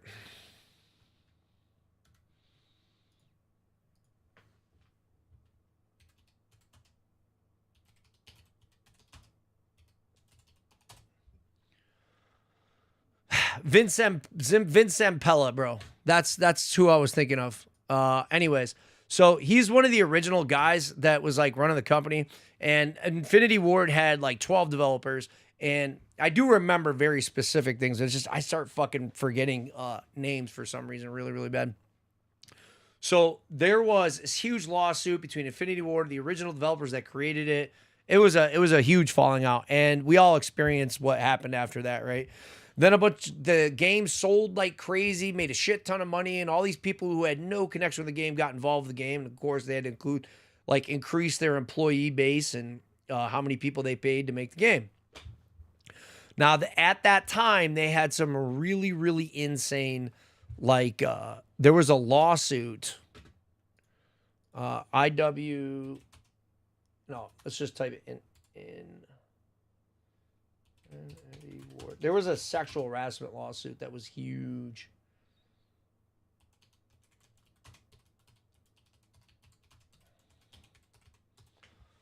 Okay, it was a suit in California Department of Fair Employment and Housing, and it followed a 2-year investigation lawsuit, frat boy workplace.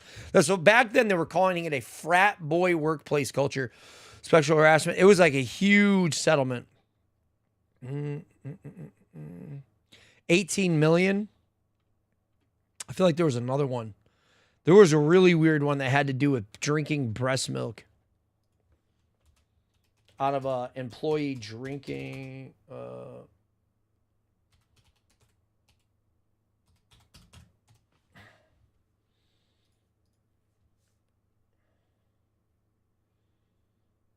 yeah, it was sexual misconduct against female employees. Pregnancy discrimination. It was a huge lawsuit. There was some really sad stuff with it. We're not going to get into right now, but because I don't have the exact information, I would hate to get it wrong. But basically, they were saying, so I'll walk into the breastfeeding room and just stare. Yeah, so there was a lot of really weird shit going on. So it was like this ultra, what they were calling like toxic masculinity, fucking, which I'm going to be honest with you is just some propaganda fucking term that's made up some bullshit. Anybody could be toxic, but being masculine, you shouldn't be upset with yourself for being masculine and being a good guy, strong, calm, and control of your emotions. That's perfectly fine. Be a man's man, straight up. Be a respectful man that women like and children, feel comfortable and feel protected by, and other men want to look at to you for respect and as a role model, maybe. This type of man you should try to be. An ultra masculine man may be that thing. And I don't think there's a fucking thing wrong with it. However, there is something wrong when you're being the opposite of that, which the way I would describe the workplace was being at that time, which was like a locker room, but it was like not being fair to women. It wasn't being understanding to women and so on and so forth. And it all went downhill. And so instead, soon after that, and these lawsuits, they fucking went full board onto the hey, this is where this would come into play, where they would bring in a lot of people who were the opposite of that, if you will. Yeah. So you're right. The validity or the morality of it is mute. It's their game, and they are reaping the benefits of muting their clients. Yeah, I just think look, it has to be professional. Right? It's very difficult, but here's the thing: if you deliver, what is going on in the workplace is their own fucking fault, right? But that doesn't mean that they shouldn't have I'm sorry if you listen to a team of operators, you might get your feelings hurt. Sometimes. I'm going to be honest. They're rough guys. They're actual warriors, dude. They're literally paid to go solve world fucking problems with a gun. I'm going to put it out there, dude. These guys don't fuck around, man. These guys are the guys who they're sending to kidnap another country's president in under fucking 30 minutes. You know what I mean? You don't like what I'm saying? You're in fucking fantasy land. You're in La La Land, right? These are our country's finest, all right? And these games seek to glorify that, right? That's their customer base. That's why it's our escape. It's our hangout time. It's like something we all relate with. On the veteran side, this is what I got into it for, right? So I don't want to play as Beavis and Butthead, bro, when I hop on this game. I just don't. I personally don't, bro. It used to annoy the shit out of me. Oh, it's not that big a deal, my boys. And then I got boys from all different walks of life, all different, guys who worked in fucking every special operations capacity, fucking 3, 4, 5, 10 deployments, all different types of shit. Get over it, get over it. You know, but if you let it go too long, that's where you end up. You're playing as Quagmire, the Family Guy in a war zone. It's a war zone. You're playing as fucking Stewie in a war zone. Come on, bro. I'm sorry, man. You lost me. You lost me. Happened. I'm This guy ranting changed a little his bit. name, and I think he deleted the comment because, Yeah. well, it was real. But basically, he went on to say, after glazing Sledgehammer Games a little bit, he says, unfortunately, Sledgehammer Games are stuck under the thumb of Infinity Ward, who say they had to make/clone an IW game that they literally weren't even allowed to add clan support and promote team play at all. IW fired most That of was stupid too. Sledgehammer's They got rid of clans. That was dumb as shit too. staff, including the entire anti-cheat team, when MW2 released. I think IW were behind Ricochet in that colossal failure as well. In order to implement IW's I-based anti-cheat, yep, there you go, that absolutely does nothing but favors cheaters and report spammers. I can't stand Infinity Ward and was given a huge fuck you for being good when our team got canned. Their entire team is full of woke social justice warriors who hate guns. Now, mind you, if you are against all that and you're like super insecure, right? Then this would explain this behavior to a T. To begin with, and this is true because I I'll covered teach a you. leaked Slack chat when Orange Man won the presidency. The Slack chat at Infinity Ward was like, they were talking about shooting us, basically. I'm not kidding with that. Regardless, they are so anti-American, anti-2A, anti-1A, hate the Constitution. Most of the employees hate COD, period, and everything that it stands for, and they jump in line, bending at the knee with anything to do with the woke agenda coming from the ultra-far left cult. Now, we're getting a little political here. I'm not trying to do that, but this is just what this guy's saying. He says, Yeah, I'm "To bring sorry, political man. agenda of I any kinda kind into don't the care workspace, anymore. especially into a video game and the development studios, is absolutely disgusting." And I agree with I don't that give a as fuck. more of a centrist. I will. IW will stick with it, and I would have been just as upset if they pushed a far-right narrative. Amen. Yes. It doesn't belong in video games, period. That's all I have to say for now. I agree. I don't think either side needs to be in. But when it goes with the storyline, you can't disagree with that. I do have something to show you mid of that. You're like, oh my God, just play it. Just let me get into there. Yo, see, like this is crazy too. Bro, I could just go on and on. I'm gonna fucking jump all over the place. This one here, they made the AR-15 purchase illegal in Rhode Island. Now they're about to make possession of owning one illegal. So you just become a felon overnight. These are the people that are in charge of you, bro. I'm not gonna fucking get in. This is not for tonight. It's fucking, dude, it sets me off. All right. BO6 launch dev interview. What is it? What was it? It was like time correct, time accurate.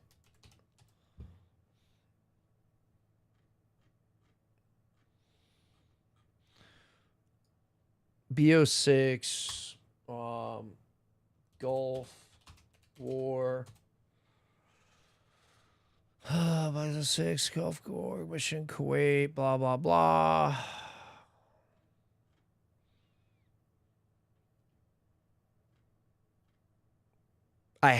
Dude, there's no, I would be pissed me off if they fucking took it down.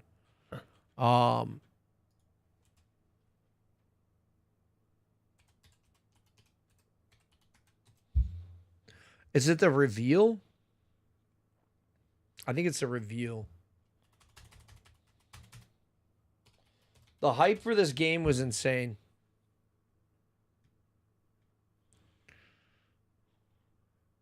Let me just click on this real quick. We're recording. Truth is, your whole life is a lie. You wanted peace.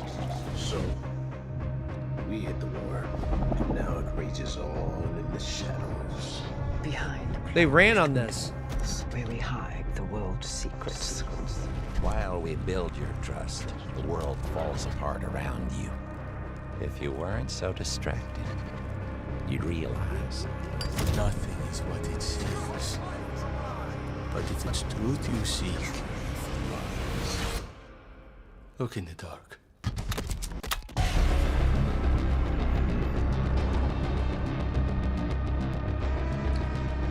How hard is it, bro? Dude, they ran that shit. It goes hard. Like they ran on that. I can't find it right now, but they did it. I feel like they took it down. The developers were like, "We're going back to our roots, man. It's going to be dead accurate, time accurate, blah blah blah blah blah." And this has been a story they've told over the years. I wish I could fucking show it to you right now, because you'd be like, "Oh shit, I forgot they talked about that." Because if you played this game, bro. Good evening. The Soviet. Listen to me. If you played this game, you know it's like literal Squid Games and Family Guy and fucking Beavis and Butt. I keep talking to the same people. I don't even know anymore. Nicki Minaj and blah, blah, blah. It's not this. More. Despite a potential for instability and Colin Powell.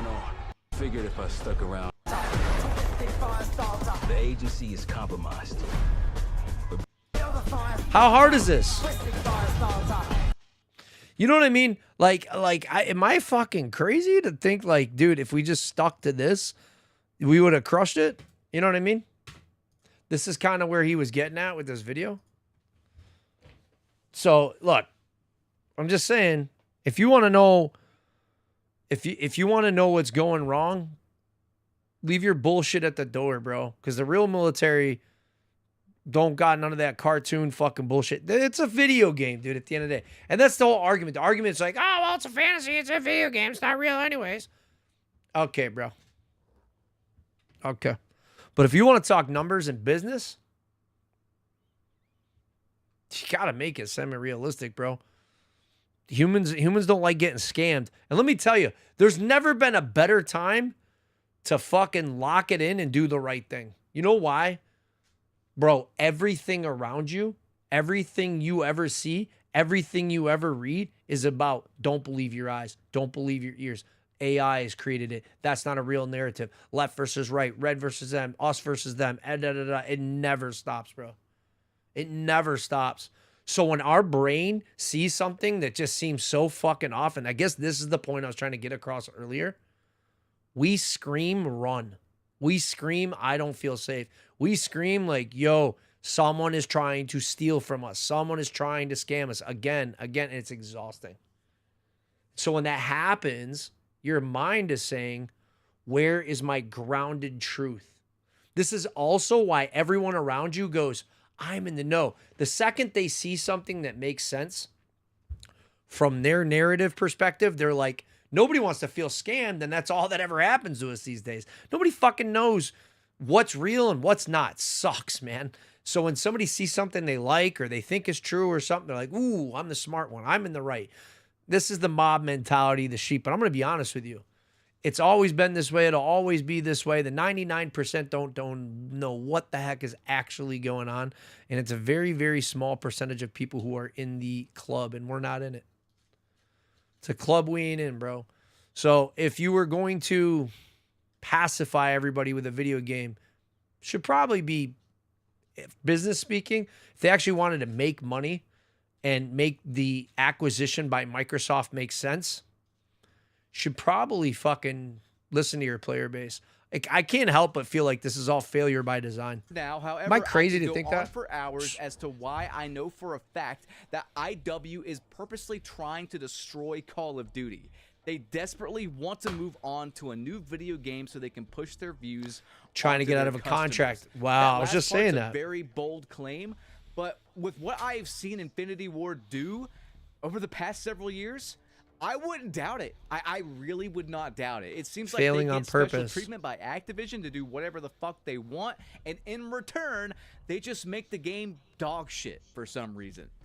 Now, with all that said, maybe you're still not convinced, so I'm going to play a clip from Joseph himself with Modern Warfare 2019. And I've played this before, and I've covered that last comment before from the Sledgehammer Games dev, but it needs to be repeated because clearly people's attention spans and memories just are not there.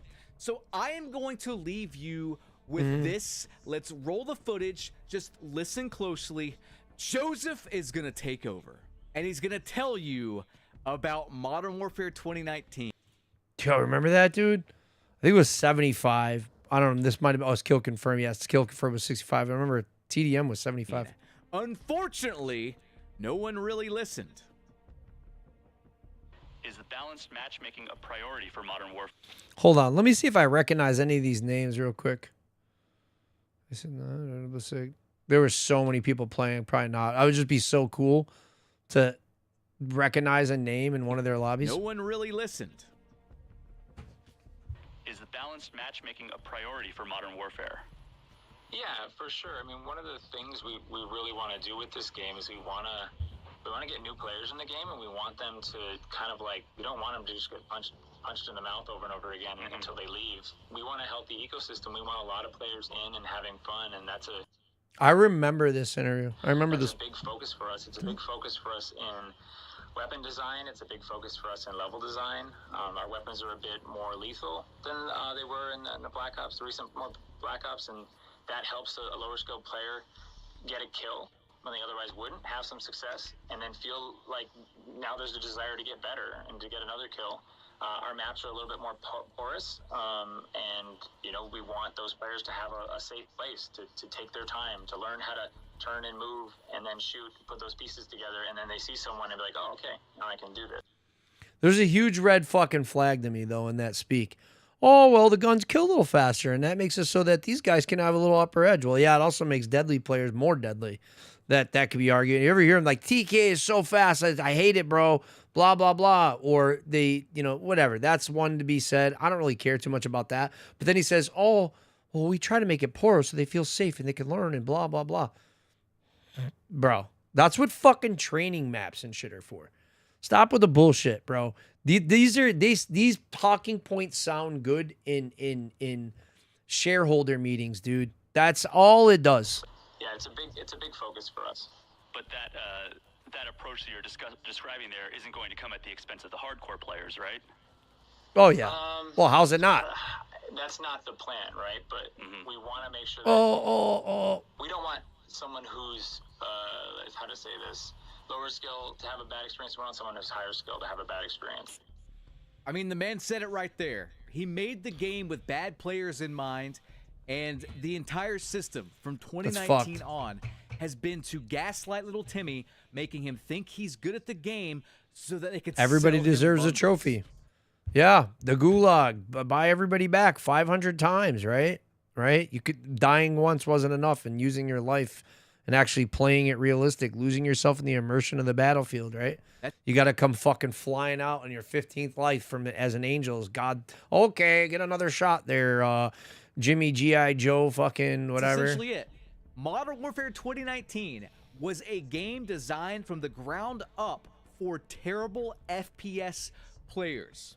Yeah. Any game that is designed for bad players and that punishes anyone who gets better at it is a failure of a game. It breaks the fucking laws of what a game is. Competition. I'm out of time. I hope you enjoyed this video. If you did, do me a favor, drop a like on it and subscribe. And again, favorite it. Great and job. Come back to this video in 1 year and let me know. He did it. He did a really good job. He really did do a great job on that. Great way of explaining that and breaking that down. Man, it's so sad. What's up, Skiz? How you doing? I'm ranting and going on and on about COD's failures. Good to see you. I've needed to cover that. I needed to get it out, man. I'm gonna be honest with you.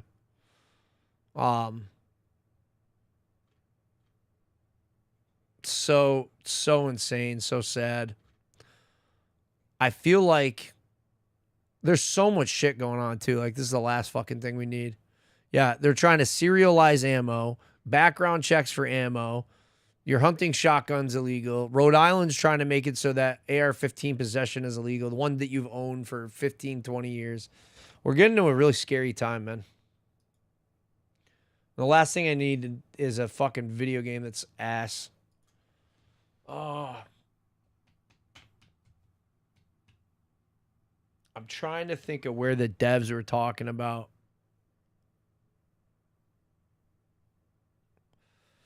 Oh.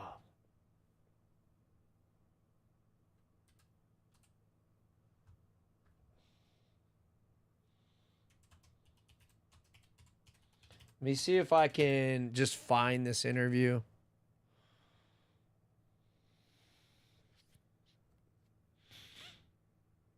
Hey, this guy's name's Bricky. What is Call of Duty even about? Hey, Terminator. So Ninja Turtle, Cornholio, Terminator, right? I already know where this is fucking going. We're watching a little bit of this too. Ranting is cathartic. I could rant for hours about Battlefield. Yeah, I hear you. We need to get this fixed. We need to get this fixed. I want COD back.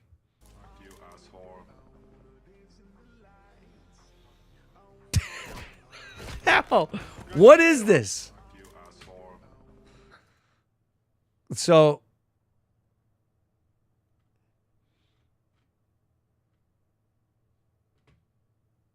behind the scenes, was this it? I think this was it here. Hello, this was welcome it. to Treyarch in Los Angeles, and thanks for joining us today. We're excited to share what we've been working on for the past few years.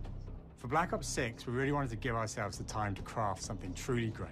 This means we're delivering a new level of polish. This is it. You're getting this right now, and I want you to see what was said and what happened. And then you're not going to think I'm so fucking crazy with what I'm saying. And innovation across all parts of the game. I've been working here for over 20 years, and I can tell you that we have something special on our hands with Black Ops 6. I know the team are excited to give you a deep dive into our campaign and global innovations across the entire game.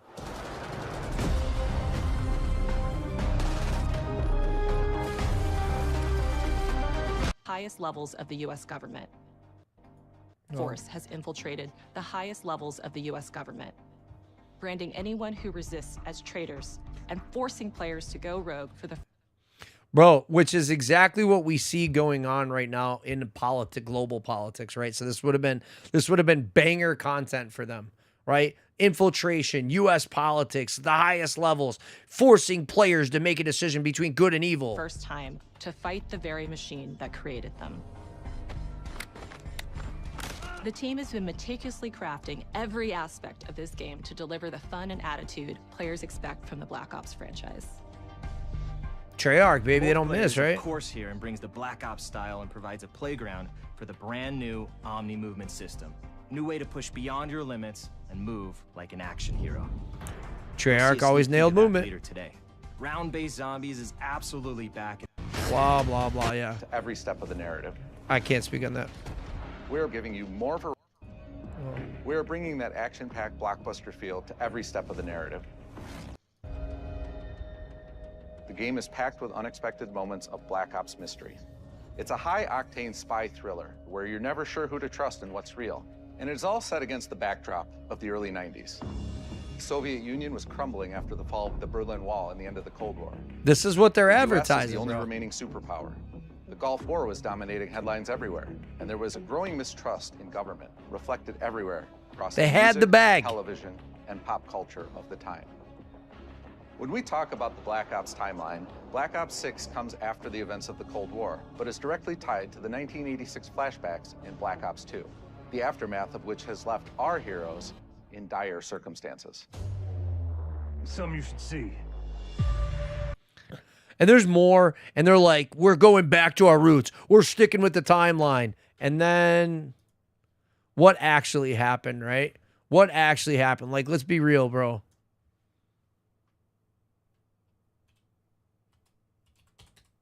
I'm just going to type in BO6 slop.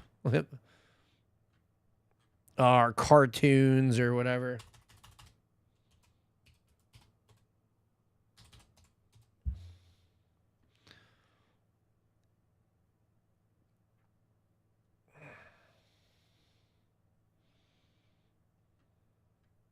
These are actually Call of Duties.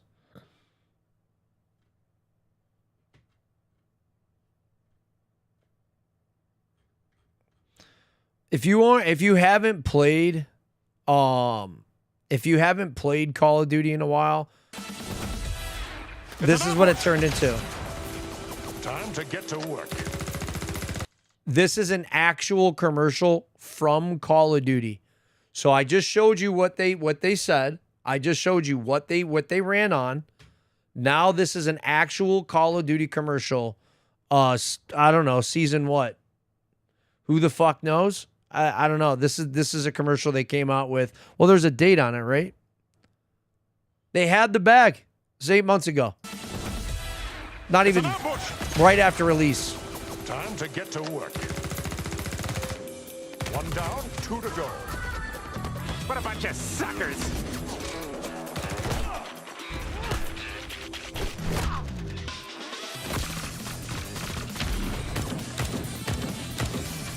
I do what I want when I want. I can help you out.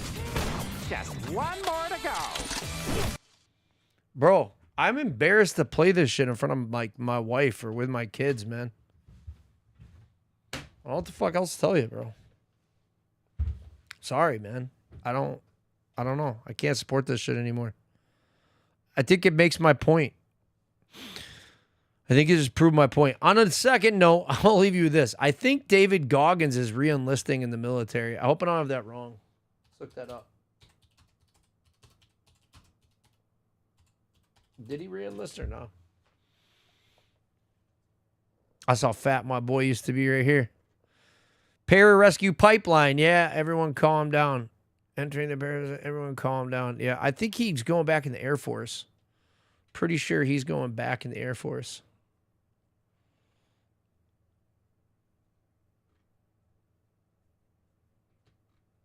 I might be wrong about that. I hope I'm not talking gas, but or bullshit, but yeah. God bless him if he is. So yeah. Do you right, but the morality is mute that their game, they were reaping the benefits of muting their clients. Yeah, man. That's it. That's gonna do it for me, bro. Let's see if there's anybody to send you guys who's less being negative about everything. Look, I'm looking for a positive change. I love you guys' feedback. Moving forward on the channel, like I said, I would like to bring in some positivity. We'll see where things go. I did finally get my other studio PC working. Now I just got to set up the assets for it. So be looking forward to that. That'll be pretty interesting. I got some that I really want to stream from the other studio. Which will be really, really interesting. We'll cover some other topics. Hopefully you guys will enjoy that. But for now, let me see who's streaming right now. That is a veteran.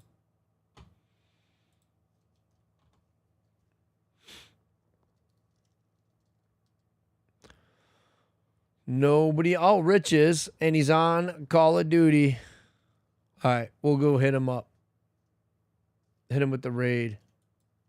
I'm going to have to unfollow Lynn's Fry because I try to raid her, and I don't know. I can't raid her, personally. I don't know why that is, but I don't know if anybody just can't raid her or what, but I guess I don't see a fucking point then.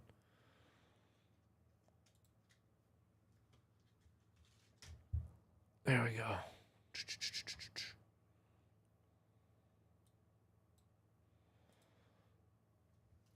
Or rather raid somebody like Slater or something like that.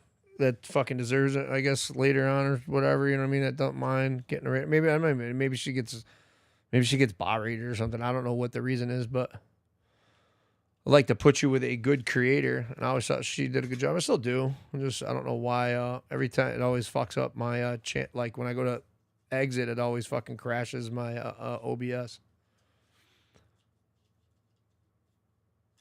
Yeah. All right, cool. He's got some boys in there. He's in there on a new Call of Duty. You guys on Twitch, thank you guys so much, man. You guys have a great night tonight.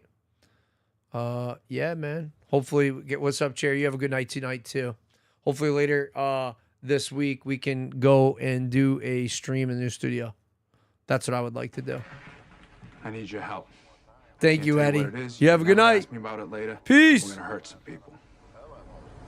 All right, YouTube. Whose car are we gonna take? There's not gonna be a redirect. Just because yeah, I don't really, there's only a couple people here. And let me mute that. I can't hear over that. But yeah, man. I'm gonna see. Well, let me see. I don't think I have anybody I'm following that's a veteran on YouTube, anyways.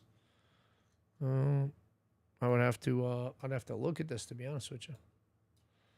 Oh no. The game is stream settings. Maybe there's somebody. Was that customization? I forget this shit. Redirect. Who am I following?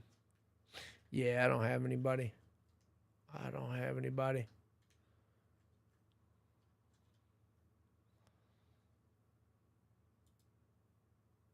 I guess that's it. All right. All right, y'all. Hey, man, thank you guys for tuning in with me. I hope you guys have a wonderful, wonderful week. Thank you for tuning in on this Wednesday. YouTube, appreciate you guys. We will see y'all later. Peace.